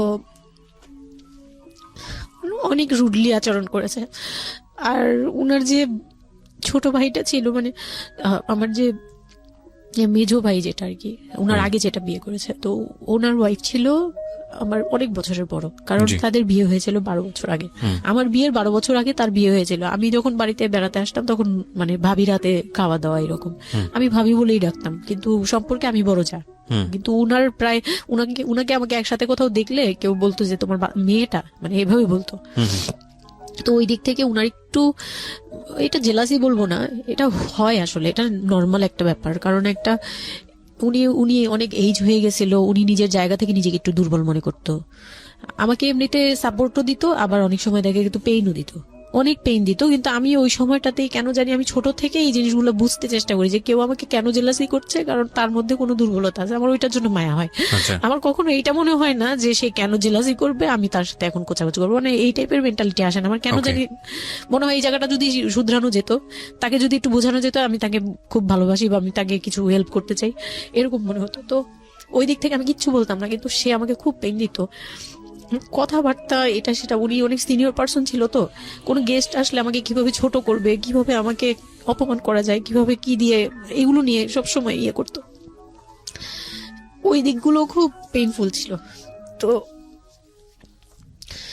ওগুলো যখন শেষ করলাম, মানে আমার যাকে বলতাম মাঝে মাঝে দুই একটা কথা, এগুলো নিয়ে সে আবার মানে মানে এখানে সেখানে বলে আরো ব্যাপারটাকে বড় বানাতো। তো আমি তখন বুঝতাম না, এখন বুঝি। তো এর মাঝখানে হলো কি, আমি প্রেগনেন্ট হলাম। না, বিয়ের 1.5 মাস পরে আমি হচ্ছে কক্সবাজার যাব। আচ্ছা। আমার হাজবেন্ড বলতেছে যে ঈদ চলে আসছে, তুমি ঈদের মধ্যে কিছু না নিয়ে আসো, ঈদের পরে আমরা কক্সবাজার যাই, এখানে কোনো খরচ টরচ যাতে আমাদের না হয়, হ্যাঁ, এই জন্য আমরা কিছু কিনবো না। আমি বলছি আচ্ছা ঠিক আছে। তো তখন হচ্ছে বসুন্ধরা সিটি মার্কেটটা হচ্ছে নতুন হয়েছে। তো উনি বলতেছে আমরা বসুন্ধরা সিটিতে যাব শপিং এ, কিন্তু উনি যেটা বলতেছে যে আমার মানে বসুন্ধরা সিটিতে যাবে, কিন্তু আমাকে যে কিছু কিনে দিবে না এটা আমি জানতাম না। তো উনার সাথে আমি গেলাম, প্রায় 20 থেকে 25 হাজার টাকা শপিং করলো। ওগুলা হচ্ছে সব উনার বোন জামাই, বোনের বাচ্চা কাচ্চা, মানে ফ্যামিলির জন্য আর কি, ভাই বোন। আমিও পছন্দ করে করে কিনলাম সবার জন্যই যা যা লাগে। কেনাকাটার পরে আমি তো তখন ছোট মানুষ, তখন তো আমার 13-14 বছর বয়স। তো আমি কখনো এমন হয়নি যে আমি ঈদে জামা কাপড় নিইনি বা জামা কাপড় নতুন জামা কিনিনি, এরকম কখনোই হয়নি। তো ওইটা আমার বিয়ের ফার্স্ট ঈদ। তো আমার একটা শখ ছিল কি যে অন্তত একটা কটন ড্রেস হলো আমি পাবো, এরকম একটা ইয়া ছিল আমার ভিতরে, যে না আমাকে কি আর না দিবে নাকি, বলছে দিবে না, হয়তো বা ভালো কিছু দিবে না, হয়তো নর্মাল কিছু হলেও আমাকে দিবে, ঈদে তো আর পুরনো জামা পরে থাকবো না। তো আমার এরকম ধারণা ছিল। ও পুরো শপিংটা শেষ করলো সারাদিনে, আমি রোজা রেখে পুরো শপিংটা করলাম খুব চয়েস করে করে। লাস্ট মোমেন্টে যে সে আমাকে নিয়ে চলে আসতেছে, যখন সে আমাকে নিয়ে রওনা দিল, মানে আমার মনটা খারাপ হয়ে গেল। আমি কিচ্ছু বলিনি, প্রথম ঈদ এটা। তো আমি কিচ্ছু বলিনি। সাচ এ ইডিয়ট, মানে নাথিং টু সে, মানে স্পিচলেস টোটালি। হ্যাঁ, পরে উনি কিচ্ছু কিনে দিল না আমাকে, তখন আমি না মনটা খারাপ হলো আমার, কারণ স্বাভাবিক এটা আমার এখনকার বয়স। উনি আমাকে করলো কি যে আসার সময় বলতেছে যে একবারে নিচে, তখন বলতেছে তোমার কি মন খারাপ? আমি বলছি যে না, আমি তো কিছু নেই নাই, ঈদের দিন কি পরবো? তো বলতেছে তোমার তো অনেক ড্রেস নিয়ে আসছো, ওগুলা থেকেই পরো, ওগুলাই তো এখনো পুরোনো হয়নি, এখন দরকার কি আছে কেনার? বলে তারপরে চুড়ি দেখলো, চুড়ি দেখে আমাকে 2 মুঠ চুড়ি কিনে দিল 200 টাকা। এই ছিল আমার ঈদের মানে ফার্স্ট অ্যান্ড লাস্ট, এইটাই ছিল আমার শপিং, আর কোনো কিচ্ছু কিনে দেয়নি সে আমাকে। তো বাসায় আসলাম, বাসায় আসার পরে তার ভাই বোনরা বলতেছে যে সবার জন্য কিনছেন, ওর জন্য কিছু নেন নাই। সে আমাকে মানে তার ফ্যামিলি থেকে আমাকে সেভ করবে কি, সে আমাকে বরঞ্চ বলতেছে যে ওরে কি কিনে দিব, ওর বাসা থেকে আমারে কি দিছে যে আমি ওকে কিনে দিব। তখন আমি বুঝলাম যে ও আচ্ছা, সে কিনে দেয়নি। হ্যাঁ, তো আমি আর বাসায় কিন্তু কিছু বলিনি বা বাসায় যাইও নাই। এর মধ্যে বাসা থেকে আসলে সামর্থ্য কি ছিল আপনার ফ্যামিলিকে, মানে কিনে দেওয়া হয়েছিল কি ঈদের প্রথম দিন জামাইকে কিছু কিনে দেওয়া বা এরকম কোনো কিছু? হ্যাঁ, এটা করেছিল চান রাতে, একবারে লাস্টের দিকে শপিংটা হয়েছে তার আগে। তো সে এটা বলে ফেললো প্রায় 20 রোজার পরে এই ঘটনা আর কি। তো একবারে চাঁদ রাতের দিন আমার ভাই আর কি একটা পাঞ্জাবি গিফট করলো তাকে, আর সে আমাকে আর কিছুই দিল না। হ্যাঁ, সে ভাবতেছে যে আমি বুঝি বাসায় জানানোর পরে তখন এটা করছে। হ্যাঁ, তখন গিয়ে আরো খেপে গেল যে আমি নাকি বাসায় জানাইছি, তাকে ছোট করলাম এই জন্য। কিন্তু আসলে মানে সত্যি কথা বলতে যে আমি কিছুই বলি নাই, আমার মুখ দিয়ে তখন কথাই আসতো না, আমি ম্যানেজ কি করব, আমার তো কিছুই মাথায় থাকতো না তখন আমি তো পুরো মেন্টালি একটা ইয়েতে ছিলাম। তো আমার এমনও মনে হয়েছিল তখন, মানে ওই মাসখানিক যে সে আমাকে ওই ফিজিক্যাল টর্চার গুলো করতো, তখন আমার এমনও মনে হয়েছিল যে আমি এক কাজ করি, বের হয়ে কোথাও চলে যাই, মানে অজানার উদ্দেশ্যে কোথাও চলে যাই। যদি আব্বুর এই অবস্থা না থাকতো হয়তো আমি করতাম এটা। সত্যি কথা বলতে একমাত্র আব্বুর কথাটা যখন মনে আসছে, চোখে ভাসছে যে আমার আব্বু তো মরে যাবে, তখন গিয়ে আর এটা করতে পারিনি, নয়তো ঠিকই আমি বের হয়ে যেতাম। তো ঈদ আসলো, ঈদের পরের দিন কক্সবাজারের উদ্দেশ্যে রওনা দিল। আর তার একটা অভ্যাস ছিল যে মানে সে কিছু দিলে বা করলে বা আমার জন্য যদি সে 2টা টাকাও খরচ করত, এটা খুব হাইলাইট করত, সবার সামনে তুলে ধরার জন্য চেষ্টা করত। ওই কক্সবাজার যাবে, সে খুব মানে ঢোল পিটাচ্ছে যে আমাকে নিয়ে কক্সবাজার যাচ্ছে, কিন্তু শপিং করে দেয়নি, এটা আবার হাইড করতেছে। আচ্ছা, যাই হোক, ওই সব বলতে গেলে শপিং এর টাকা সেভ করে আমাকে কক্সবাজার নিয়ে যাচ্ছে। তো গেলাম কক্সবাজারে, সেখানে গিয়ে আরেক ধাক্কা খেলাম যে কক্সবাজার যাওয়ার পরে প্রথম রাত মোটামুটি ভালো ছিলাম, পরের দিন সকালে সে আমার সাথে মানে এমন ভাবে মানে ফিজিক্যাল রিলেশন করতে চেয়েছে যেটা সম্পর্কে আমি অবগত ছিলাম না, মানে আমি জানতাম না যে এরকম কিছু হয়। তো এক সময় সে আমার হাত পা জোরাজোরি করে ধরে, মানে প্রায় হাত পা বাঁধার মতো জোরাজোরি করে সে আমার সাথে ওই রকম কিছু করতে চায়। তখন আমার মানে আমি খুব বাধা দেওয়ার পরে বা চিল্লাচিল্লি করার পরে সে আমার গায়েও হাত তুলে 2-3টা চট থাপ্পড় দেয়। আপনাদের মধ্যে সম্পর্কের জায়গাটা কি আপনি তখনও কি ওনাকে আপনি করে বলতেন? হ্যাঁ, আমি এখনো স্টিল নাও। তার মানে বিষয়টা এরকম হয়ে গেছে যে ওই দূরত্বটা বিয়ের পরে ছিল, এবং সেই দূরত্ব থাকা অবস্থায় ও এই জিনিসগুলো প্র্যাকটিস করে যাচ্ছে ওর মতো করে, এবং সেখানে যখন ও সাকসেসফুল হতে না পারছে তখন সে আপনার গায়ে হাত তুলছে, তাই তো? সেটাই। হ্যাঁ, তারপর আর সবচেয়ে বড় কথা হচ্ছে সে তার জায়গাটা, সে তার চাওয়াগুলো সব পূরণ করতেছে, বাট আমার দিকটা দেখছে না। এবং সে যে শুধু আমার না, মানে সে মানুষটাই এমন, আগে বুঝি নেই, পরে অনেক ধীরে ধীরে গিয়ে পরে বুঝতে পেরেছি যে উনি সম্পূর্ণ সেলফ সেন্টার, মানে নিজের যেটা অধিকার সেটা সে আদায় করে নিবে, তার বাকিগুলো নিয়ে তার কোনো মাথা কি হচ্ছে বা কার কি হচ্ছে এটা দেখার বিষয় না, এটাই মেন্টালিটি। তো এইগুলো করার পরে আমার মানে খুব পেইন হলো, আমার খুব কষ্ট হলো যে আমি কবে আবার ঢাকায় যাব, একটা পেইন। ওটা কি জীবনে প্রথম কক্সবাজার যাওয়া? হ্যাঁ, ওটা আমার লাইফে ফার্স্ট। চিন্তা করে দেখুন, এক ধরনের হানিমুনি বলা চলে ওদের জন্য। হানিমুনি করা হয়েছিল, কিন্তু ওটা আমার জন্য হানিমুন ছিল না, অন্য কিছুই ছিল। আচ্ছা, খুব পেইনফুল ছিল। ওকে। যাই হোক, আমি খুব ভয়ে ছিলাম যে এখানে আমাকে মেরে ফেললেও কেউ জানবে না, এরকম একটা ফিল ছিল আমার ভিতরে। জিনিস চিন্তা করতে পারেন, প্রত্যেকটা মোমেন্ট একটা মানুষ একটা মেয়ের সাথে, একটা ছেলের সঙ্গে বসবাস করছে একটা মেয়ে, এবং তাদের স্পেশাল মোমেন্টস গুলো তার জন্য ভীতির কারণ। সে হয়তোবা তখন এরকম মানে চিন্তা করছে যে এই স্পেশাল মোমেন্টটা যেন না আসে, ওর সঙ্গে স্পেশাল টাইমটা যেন আমি না হয়, রাত যেন না হয়। বিষয়গুলো তো এরকমই ছিল, কারণ ওর জন্য কিন্তু এগুলো অনেক ভয়ানক রকমের টর্চার। হ্যাঁ, তারপর আর আমার সাথে যারা ছিল, মানে ফ্যামিলি তো 2টা গিয়েছি আমরা, মানে আমার হাজবেন্ড আমাকে নিয়ে গেছে, আর হচ্ছে আমার চাচাতো বোনের রিসেন্ট বিয়ে হয়েছিল, চাচাতো বোনের হাজবেন্ড আর চাচাতো বোন, ওরা 2জন গিয়েছে। কিন্তু ওরা ওদের মতো ছিল, আমরা আমাদের মতো ছিলাম, এরকম আর কি। তো ওইভাবে আর আমাদের সাথে ইয়ে করা হয়নি যে একদম সব বিষয়ে ডিটেলস বলা। আর আমার চাচাতো বোন আমার অনেক বড় ছিল, যার কারণে আমি আপুকে বলতাম না, লজ্জা পেতাম। তো ওই দিক থেকে 3 দিন পরে 4 দিনের দিন আমি খুব জেদাজেদি করে, মানে কান্নাকাটি করে চলে আসবো করতেছি, কিন্তু আমাকে কেউ আর জিজ্ঞেস করতেছে না যে কেন। মানে আমার বোন জামাই ওই বিষয়টা খেয়াল করেনি, আমার বোনও খেয়াল করেনি যে আমি কেন বারবার চলে আসতে যাচ্ছি। হ্যাঁ, এত সুন্দর একটা ওয়েদার, ওরা তো খুব এনজয় করছিল হয়তো বা, মানে আমি তাদের এনজয়মেন্টে বাধা দিলাম, এরকম আর কি। তো খুব কান্নাকাটি করে ওই রাতেই আমি চলে আসবো। আমি বলছি তোমরা সবাই থাকো, আমি চলে যাই, মানে এইভাবে কান্নাকাটি করছি, আমি থাকবোই না, আমি আর একটা রাত এখানে থাকবো না। আমার কাছে মনে হচ্ছে তাও এলাকার ভিতরে তো থাকবো, যাই হোক, কিন্তু এখন তো আমি বাইরে আছি, অনেক দূরে।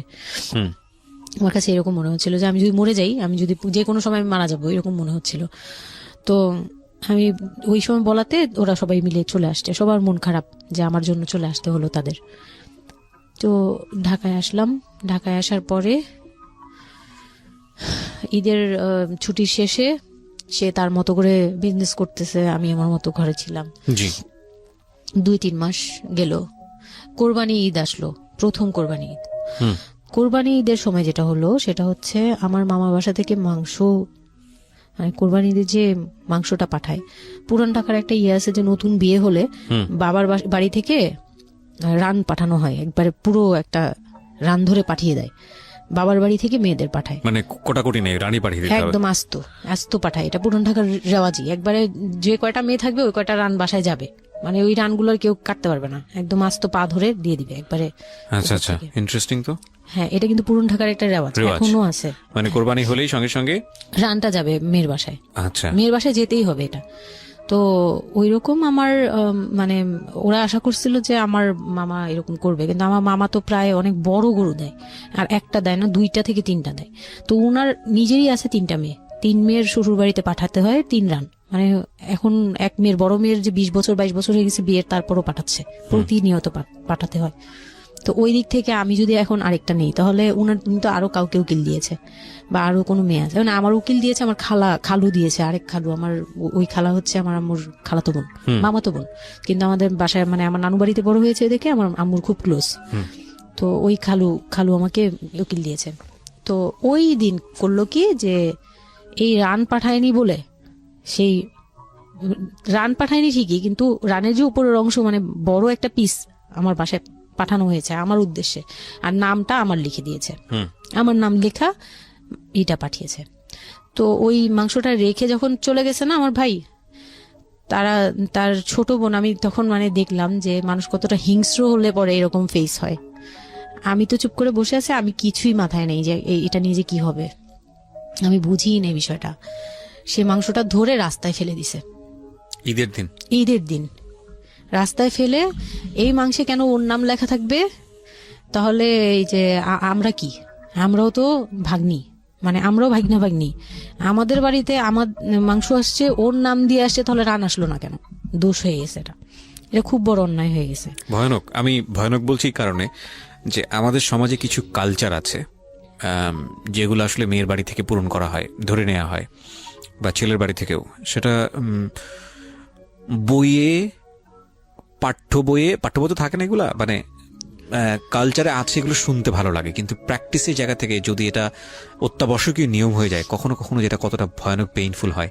কান্ট ইউ এভার ইমাজিন যে বাবার সামর্থ্য নাই, তারপরে তাকে চিন্তা করতে হচ্ছে যে আমার মেয়ের বাড়িতে একটা রান পাঠাতে হবে, আমার কোরবানি দেওয়ার সামর্থ্য নাই, এই রান পাঠানোর জন্য আমাকে কোরবানি দিতে হচ্ছে। মানে আমাদের এই ব্যাড প্র্যাকটিসগুলা কতটা ভয়ানক হয়ে গেছে আমাদের সমাজে, এবং ইনফ্যাক্ট এগুলো নিয়ে কেউ কখনো কথা বলে না। এগুলো নিয়ে কথা বলা উচিত। একটা মানুষ, একটা সোসাইটি চেঞ্জ হবে কিভাবে, একটা মানে পুরো কমিউনিটি চেঞ্জ হবে কিভাবে, একটা রাষ্ট্র চেঞ্জ হবে কিভাবে, এই ছোট ছোট আমরা তো সব জায়গাতেই পয়জনাস। এই ছোট ছোট বিষয়গুলো যদি চেঞ্জ না হয়, আমরা যে এত ডিগ্রি নিচ্ছি, প্রতি বছর পিএইচডি, ভুরি পিএইচডি বের হচ্ছে, ডক্টরেট, হ্যাঁ, আমাদের বিশ্ববিদ্যালয়ে ভরে যাচ্ছে, আমাদের ছেলেমেয়েরা গোল্ডেন A+, আমাদের পাশের হার বাড়ছে, কিন্তু এই সব যে মানে খোরা কালচার, ল্যাংড়া টাইপের কালচার, এগুলোর যে পরিবর্তন হচ্ছে না, বা এগুলো নিয়ে যে কেউ কখনো কোনো কথা বলে না, এগুলো নিয়ে না পত্রপত্রিকায় কথা হয়, না কোনো মিডিয়াতে কথা হয়, অথচ এগুলো আমাদের জীবনটাকে পঙ্গু করে দিচ্ছে, এবং এগুলো নিয়ে কেউ কখনো কথা বলে না। আমরা যৌতুক নিয়ে কথা বলি, এবং যৌতুক একটা ঘাতক ব্যাধি, আমরা যৌতুক মোকাবেলা করতে পেরেছি, কিন্তু এই কালচারের মধ্যে যে যৌতুক ঢুকে বসে আছে, সেটা নিয়ে আমরা কেউ কখনো কথা বলি না, এবং এগুলো নিয়ে কথা বলা উচিত। কথা নইলে আমরা আসলে কিওর হব কিভাবে? আমরা যে বলি যে আমাদেরকে শুদ্ধ হতে হবে, আমরা মানুষ হিসেবে ভালো হতে হবে, বাট হাউ? আমাদের তো রন্ধ্রে প্রবলেম।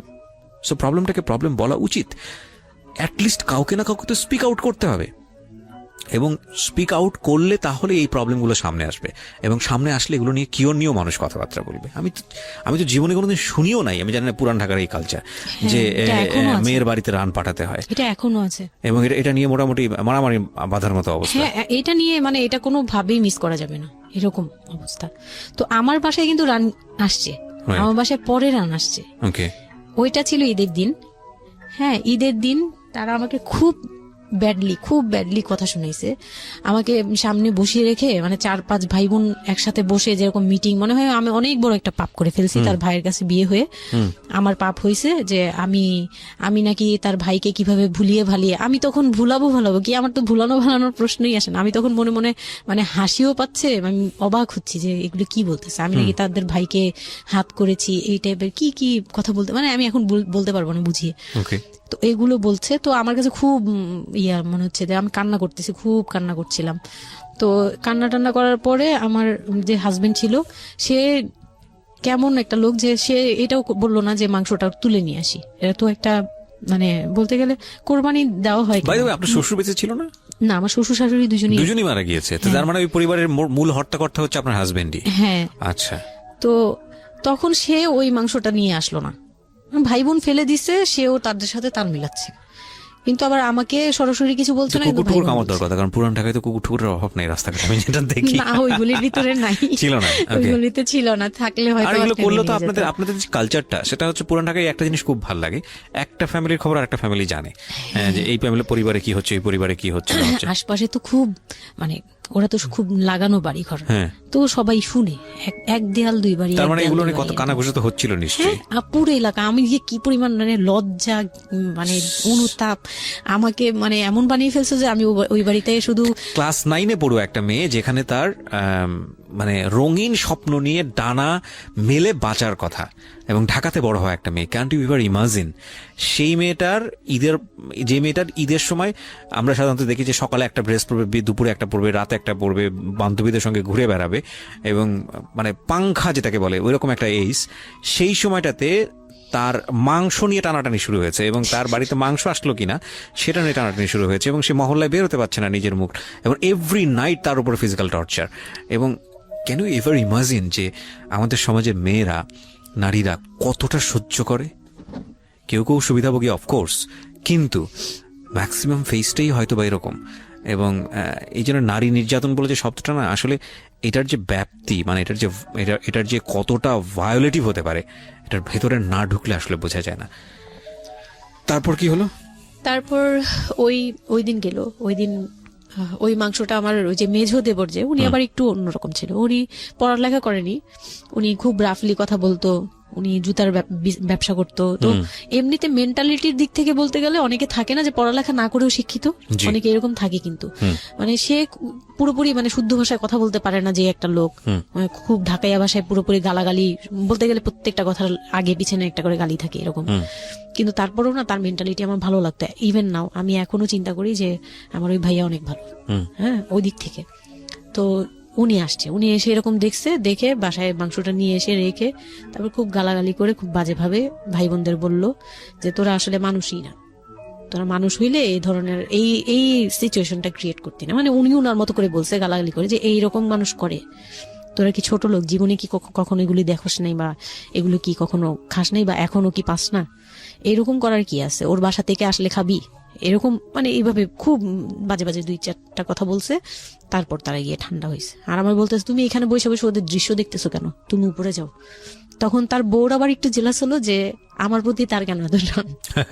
মানে ওই দিক থেকে আবার মানে ওইটা ওইভাবে দেখলো না যে ভাই হিসেবে বোনকে সেভ করলো, এরকম না। আমি কিন্তু এইভাবে নিয়েছি যে মনে হচ্ছিল যে আমার বড় ভাই, এটা ওদের ভাই না, আমারই বড় ভাই, আমাকে সেভ করলো। আমার কাছে এত ভালো লাগছে, আমি কিছু হলেই বলতাম ভাইয়ারে, যে বলতাম ভাইয়া দেখেন না আমার সাথে এটা বলতেছে, সাথে সাথে নেমে এই কে ওরে গালাগালি করছে, উনি তো গালাগালি শুরু করে দিত, আর উনারে সবাই ভয় পেত। মানে আমার হাজবেন্ড ভাই বোনের সাথে তাল মিলাতো, আর উনি ছিল একটু ডিফারেন্ট। তো কিছু হলেই উনি বাসায় আসার অপেক্ষায় থাকতাম, উনি আসলে উনারে বলবো। একদম সিঁড়ি দিয়ে ওঠার সময় নামার সময় ভাইয়া আজকে আমার না এটা বলছে, এই সাথে সাথে ভালো হলি। মানে উনি মোটামুটি আমাকে সেফ রাখতো। আর ছোট যে দেবরটা ছিল, ও হচ্ছে একদম কোনো কথাই বলে না, চুপচাপ, ইয়েস নো কিছুই বলে না, চুপচাপ। সে আবার ছিল স্কুল টিচার, মানে ওই পুরো ফ্যামিলিতে ওই এডুকেটেড ছিল, মাস্টার্স কমপ্লিট করা আর কি। ও একটা খুব ভালো সাইড বেছে নিয়েছে যে কথা বলে এখানে লাভ হবে না। না, হ্যাঁ, সে একদম চুপ, নিরপেক্ষ। কারণ তাদের সাথে বলতে গেলে ভাই বোনের সাথে দ্বন্দ্ব হবে, তা আরেকটা দিল একদম, মানে আরেক ধোলাই দিল সবাইকে। ছোট লোক, এখন বল যে ও বাসায় ফোন করে বলছে বা বাসায় গেছে, ও তো কালকে থেকে বাসায় যায়নি, ওর হাত তো ফোনও নাই, ফোন নিলে তোদের কাছ থেকেই তো নিতে হবে, তখন আমার হাতে ফোন নেই, তো ও তো বাসায়ও যায়নি। এখন বল যে এটা ও বলছে তারপর ও পাঠাইছে, তোরা এত ছোট লোক কেন? মানে ভাই বোনরাই বলতেছে। তো ওরা তো আর কিছু, হ্যাঁ এটা পাঠানো তো এটা উচিতই, এটা ওদের উচিত, এই সেই, এটা তেমন কিছু না। মানে সে তারা তারপরে ছোট হচ্ছে না, তারা মনে করতেছে এটাই করা উচিত ছিল, এটা না করলে আরেকটা কথা শুনাইতাম, এরকম বলতেছে উল্টা। তো এগুলো করার পরে আমিও আর এগুলা মাথা থেকে ফেলে দিলাম, ভাইয়াও বলে টলে চলে গেল। আর আমার হাজবেন্ড যে ছিল সেও খুব খুশি, সে মানে আমার বাসা থেকে পাঠাইছে এই সেই। তো বিয়ের 4 মাস পরে মেইন পার্ট যেটা, যে আমি কনসেপ্ট করি, তখন আমি বুঝতে পারি না কনসেপ্ট করার। 13-14 বছর বয়সে? হ্যাঁ, তখন আমি স্কুল যাতায়াত করতাম, রেগুলার না, আচ্ছা, মাঝে মাঝে রেগুলার, মানে মাঝে মাঝে বলতে আমি চাচ্ছিলাম কি পড়াটা রানিং থাকুক, এক্সাম গুলো দিব আর বাসায় থাকবো। আর বাসা থেকে যখন স্কুল ড্রেস পরে বেরোতাম, আমাকে সবাই মিলে কি যে বলতো, মানে বলার মতো না, এগুলো অকথ্য ভাষা বলতে গেলে, যে মানে নোংরা নোংরা কথা বলতো। তো যাই হোক, ওগুলো আমি কানেও নিতাম না। আমি বলতাম না আমি স্কুলে যাব। আর যেহেতু বিয়ের সময় বলছে যে ওরে পড়াশোনা করতে দিব, আমার হাজবেন্ড এগুলো বলছে, ও না ও স্কুলে যাবে আসবে সবই করবে। পরে গিয়ে বলে কি তুমি বাড়ির বড় বউ, তুমি যদি স্কুল ড্রেস পরে স্কুলে যাও কেমন দেখা যায়? আমি তো বোরকা পরতাম। তো বলে না স্কুলে গিয়ে তো তোমার বোরকাটা খুলতে হয়, অ্যাসেম্বলিতে দাঁড়াও, ওই যে পিটি করো তোমরা, এগুলো তো আশপাশ থেকে দেখা যায়, এলাকার ভিতরে স্কুল। আমার আমার অসম্মান, এটা তার অসম্মান হয়ে উনি যায়। পড়াশোনা করেছেন আপনার হাজবেন্ড? না, উনি ক্লাস 5 পর্যন্ত পড়ে আর পড়াশোনা করেন। রাইট, ওনার জন্য অসম্মানই হবে এটা। আমি ক্লাস 5 পড়ুয়া যারা আছেন বাংলাদেশ, তাদের সবার প্রতি রেসপেক্ট রেখে বলছি, ক্লাস 5 না, এনার ডিগ্রি পাস করা এরকম অনার্স মাস্টার্স পড়ুয়া এরকম অনেক ছেলে মেয়ে আছেন যারা এই ধরনের মানে আজগুবি ল্যাংরা টাইপ যুক্তি দিয়ে জীবনটাকে চালান। তাদের জন্য এটা আসলে অযৌক্তিক হবে, কিছু করার নাই। হ্যাঁ, তো আমি তখন চিন্তা করছি যে আমি স্কুলে যাব, তো মাঝে মাঝে করতাম কি একটু করেই মানে ম্যানেজ করে যাওয়ার চেষ্টা করতাম, বিষয়টা যদি এরকম হতে ধরেন, আমি জানি না, প্রথমত যেটা ঠিকই হয়নি, মানে কোনো কিছুই ঠিক হয়নি, শুনছি আর মেজাজ খারাপ হচ্ছে আসলে, মানে কোনো কিছুই ঠিক হয়নি। তারপরেও যদি খারাপের মধ্যে ভালোটা চিন্তা করি যে ঠিক আছে, এত কিছু একটা মানুষের এত খারাপ, একটা দুটো দিক তো ভালো থাকতে পারে না। ওর ওয়াইফকে সে সাথে করে নিয়ে, ঠিক আছে তোমার স্কুলে চলো আমি তোমাকে পৌঁছে দিয়ে আসি, স্কুলে পৌঁছে দিয়ে আসলো, স্কুল থেকে নিয়ে আসলো। কিছু জিনিস হয়তো ওনার আত্মসম্মানে লাগবে, যেহেতু উনি বেশি দূর পর্যন্ত লেখাপড়া করেনি, উনি অনেক কালচারের সাথে অভ্যস্ত না। এতটুকু হলেও তো ও নিজের মনটাকে বুঝতে দিতে পারতো যে না, আমার হাজবেন্ড আমাকে কেয়ার করে। মানে স্টুপিডিটির আর কি, মানে লিমিটলেস স্টুপিডিটি যাকে বলে। হ্যাঁ, তুমি অ্যাসেম্বলিতে দাঁড়াবে, সেখানে তোমার লেখাপড়া বন্ধ, বদমাইশ। তারপর স্কুল বন্ধ করে দিল। না, তখন আমি কনসেপ্ট করি, আমি বুঝতে পারিনি, আমার তখন টেস্ট পরীক্ষা চলছে স্কুলে। তো পরীক্ষা দিতে দিতে আমার মানে শারীরিক পরিবর্তন খেয়াল করলাম, যে আমার বমি লাগতেছে খুব, মানে বইয়ের দিকে তাকাতে পাচ্ছি না, খাতার দিকে তাকাতে মানে মাথা কেমন করতেছে। তখন ক্লাস 9-এ। তখন আপনি জানেন না আপনি কনসিভ করেছেন? না, তখনও মানে এইটার সিমটম ফার্স্ট। তো এইরকম হওয়ার পরে রাতে 11:30 12টার দিকে আমি না খুব গড়াগড়ি করে কান্না করতেছি, জোরে জোরে, মানে খুব গড়াগড়ি করে জোরে জোরে কান্না করতেছে। আমার মাথায় নেই যে কে শুনতেছে কে না শুনতেছে এরকম। তো এটা দেখে তার বোন, যেটা বিয়ে হয়ে গেছে, সে আবার ছিল বাসায়। তো সে দেখে বলতেছে, সে আবার মানে খারাপ লাগছে তার কাছে, বলে চলো এক্ষুনি তোমার নিয়ে হসপিটালে যাব। হ্যাঁ, ওর কি হইলো হঠাৎ করে, কি খাইছিলা তুমি, কি উল্টাপাল্টা কিছু খাইছো কিনা, এই সেই। বলছি না, আমার কেন জানি অনেক পেট ব্যথা করতে, আমি পারতেছি না সহ্য করতে, পেট জ্বলতেছে আমার খুব। তো নিয়ে গেল ডাক্তারের কাছে। তখন ডাক্তার আমার নার্ভস দেখে বললো যে she is pregnant. But 100% confirm করতে পারবেন না এমনিতে, তবে উনি আর কি উনার মতো করে বলছে। আর তখন টেস্ট দিল একটা, যে রাতে নিয়ে যান, ইউরিন টেস্ট টাইপের একটা কিছু বাসায় করা যায়, ওই টাইপের একটা টেস্ট দিল। তো ওইটাই করলাম। বাসায় এসে করার পরে পজিটিভ আসছে, যেভাবে বলছে ওইভাবে করছি, করার পরে পজিটিভ আসছে।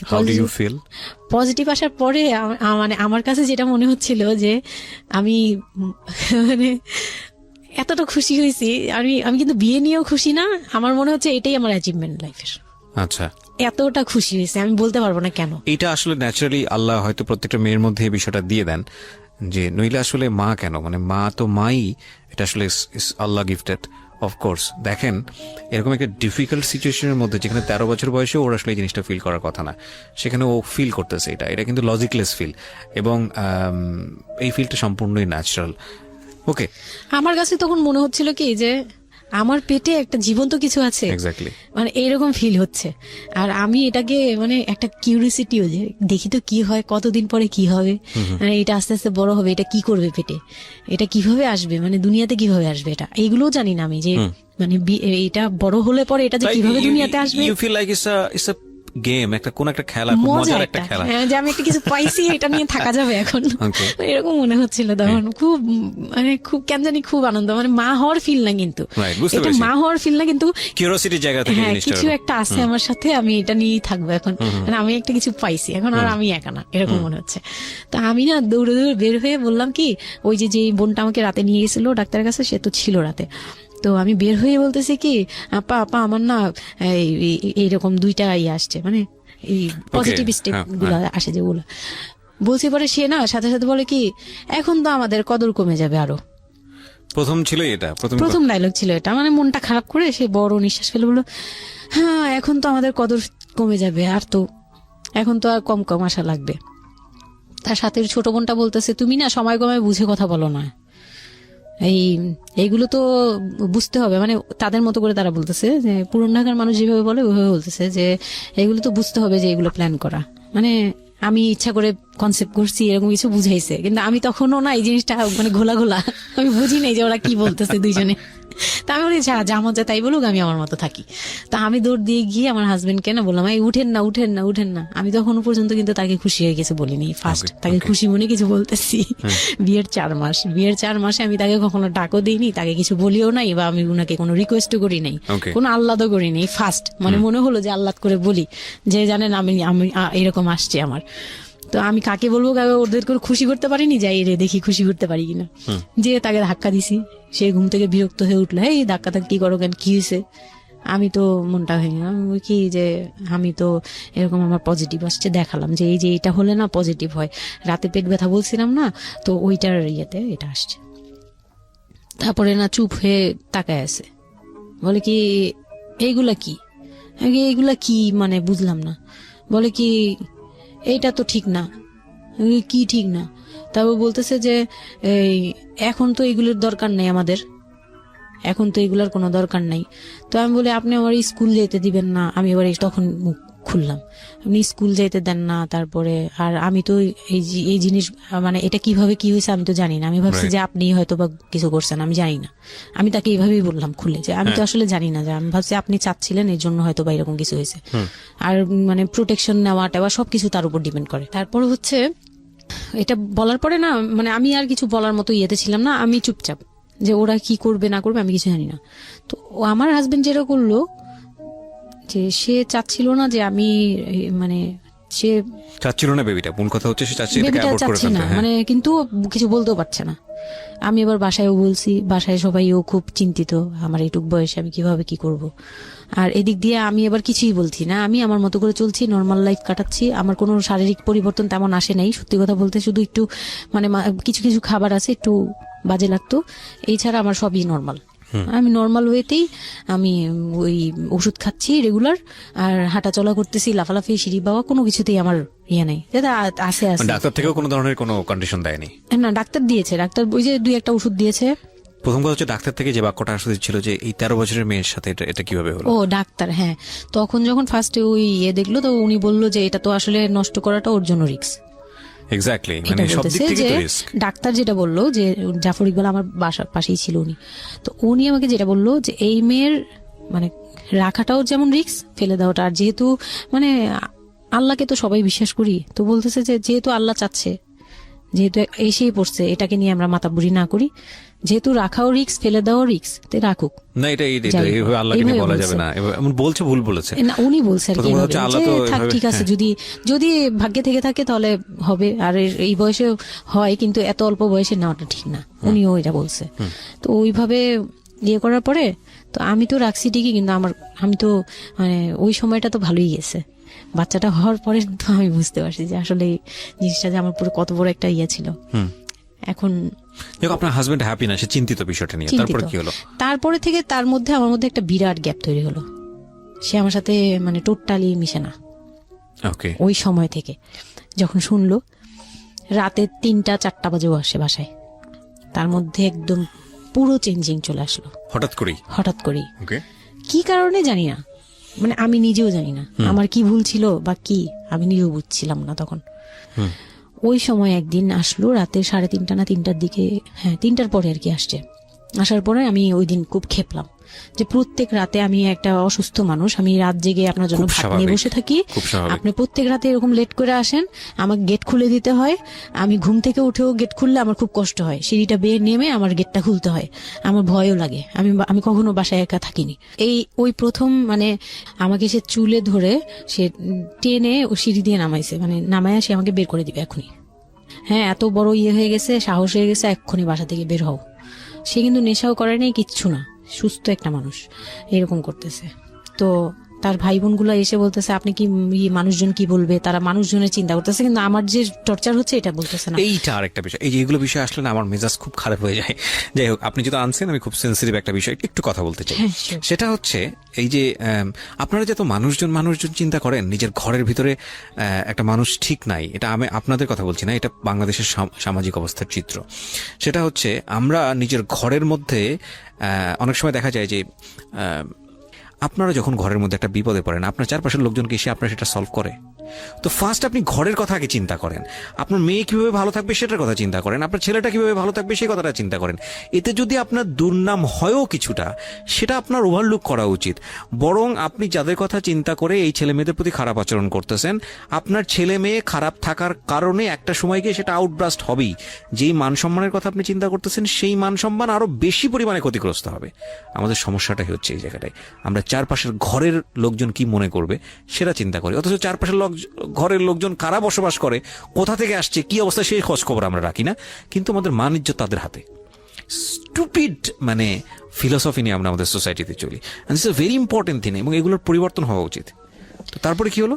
তারপর এই হলো ফার্স্ট এই গেল, এইটার পরে এরপর থেকে চলতেছে কন্টিনিউ, মানে এরকম আচরণই করছে সে আমার সাথে। একটু সময়, 4 মাসের সময়টা খুব ক্রুশিয়াল একটা মোমেন্ট, খুবই ক্রুশিয়াল একটা হ্যাঁ, সকালে উঠে আমার রুটি বানাতে হতো কন্টিনিউ। সে বাইরের নাস্তা খাবে না, তাকে রুটি বানিয়ে খাওয়াতে হবে। ওই অবস্থায় আমি মানে সকালে উঠে ঘুম থেকে উঠে রুটি বানাতাম, ওর ভাই বোনের জন্য, ওর জন্য, সবার জন্য বানাতাম। এটা না আমাদের সমাজের ছেলেরা না বুঝতেই চায় না, এবং এটা নিয়ে আমাদের কোনো শিক্ষা নাই। আসলে আমি মানে দেখলাম যে এতটা বর্বর কিভাবে। আমি আমার নিজেকে জড়িয়ে ওই কথাটা বলছি, কারণ আমি তো নিজেও বাবা হয়েছি, আমি নিজে থেকেও বুঝি জিনিসটা। মানে এই যে পরিবর্তনটা সমাজ, মানে পরিবারে যখন নতুন একজন সদস্য আসে, সবচেয়ে বড় প্রেশারটা ফিল করে হচ্ছে মা, কারণ তার লাইফ রিস্ক হয়ে যায়। কিন্তু এখানে বাবার যে দায়িত্বটা, খুব মজার বিষয় হচ্ছে, আমি আমার নিজের এক্সপিরিয়েন্সের জায়গা থেকেই বলতেছি, যে বাবার দায়িত্বের জায়গাটা বোঝা শুরু হয় সন্তান দুনিয়াতে আসার পর থেকে, এবং তাও ইমিডিয়েটলি আসে না। সন্তান একটু করে বড় হচ্ছে, অ্যাটাচমেন্টটা হচ্ছে, যখন নড়াচড়া সামনে দিয়ে নড়াচড়া করতেছে, একটু একটু মিস হচ্ছে, দূরে থাকতেছে, তারপরে কি মানে সন্তান যখন মোটামুটি প্রাপ্তবয়স্ক, 1 বছর 2 বছর বয়স, ওই সময় বাবা ফিলটা আসে, তুলে দেয়, তখন গিয়ে প্রেজেন্টার নাই, তখন হচ্ছে বাবা ফিলটা পায়। তার আগ পর্যন্ত বাবা বুঝতেই পারে না, তো মানে আসলে কি বাচ্চাটা আমার কোত্থেকে আসলো, এই সত্য ফিলটা এরকম থাকে। এটা খুব ন্যাচারাল একটা ফিল, কিন্তু এই ন্যাচারাল ফিলটার সুযোগ নিয়ে অনেক সময় আমরা একটা অবুঝের মতো আচরণ করে ফেলি, ভয়ানক বাজে আচরণ করে ফেলি। একটা ইয়ে থাকে, মাত্রা থাকে, যেমন আপনি কতটুকু মানে কতটুকু কেয়ারফুল ছিলেন, কতটুকু ইয়ে ছিলেন, এটার কিন্তু একটা লেভেল আছে, পার্সেন্টেজ আছে, এবং এটা নিয়ে শেখানো উচিত আমাদের আমাদের আমাদের আমাদের মানে এডুকেশন সিস্টেমের মধ্যে তো নাই। এবং আমরা জানি না ম্যারেজ কাউন্সিলিং বলে অনেক একটা বিষয় আছে, এগুলো তো আমাদের প্র্যাকটিসে নাই, কোনোভাবে নাই। এগুলো তো আমাদের কাছে মনে হয় যে বিলাসিতা, এবং আমাদের রাইট রাইট। এবং বাবা যিনি, একটা হচ্ছে যে মা হওয়ার একটা প্রিপারেশন দরকার আছে, মেন্টাল প্রিপারেশন, একটা বাবা হওয়ার জন্য একটা মেন্টাল প্রিপারেশন দরকার আছে। আমাদের সমাজে এটা টোটালি মিসিং। আমরা এই নারী দিদিদের কাছ থেকে যে গাইডটা পেয়ে আসছি, এবং সেটা না বুঝে না শুনে প্র্যাকটিস করেছি। রাইট, আমি জানি না, আজকে আমি সত্যি এই কথাগুলো বলতেছি, হয়তো আমরা ওই রাতারাতি পরিবর্তনের জায়গায় যেতে পারবো না। অপারেশন করবে, তারাও ডাক্তার বলতেছে এই মেয়ের অপারেশন কি করবো, আর এই মেয়ে নর্মালি কি বেবি দিবে। আমি বলতেছি এটা তো গ্রামগঞ্জ না, আপনারা কি করছেন। আমি তখন আরো শুকনা ছিলাম, তো আর এমনিতেও বয়সও কম ছিল, আবার শুকনাও ছিলাম, দেখতে আরো পিচ্ছি লাগতো। বলতো যে অনেক দুর্বল, তো ও তো মানে ঠিক মতো টেক কেয়ারও করেন নাই বাসায়।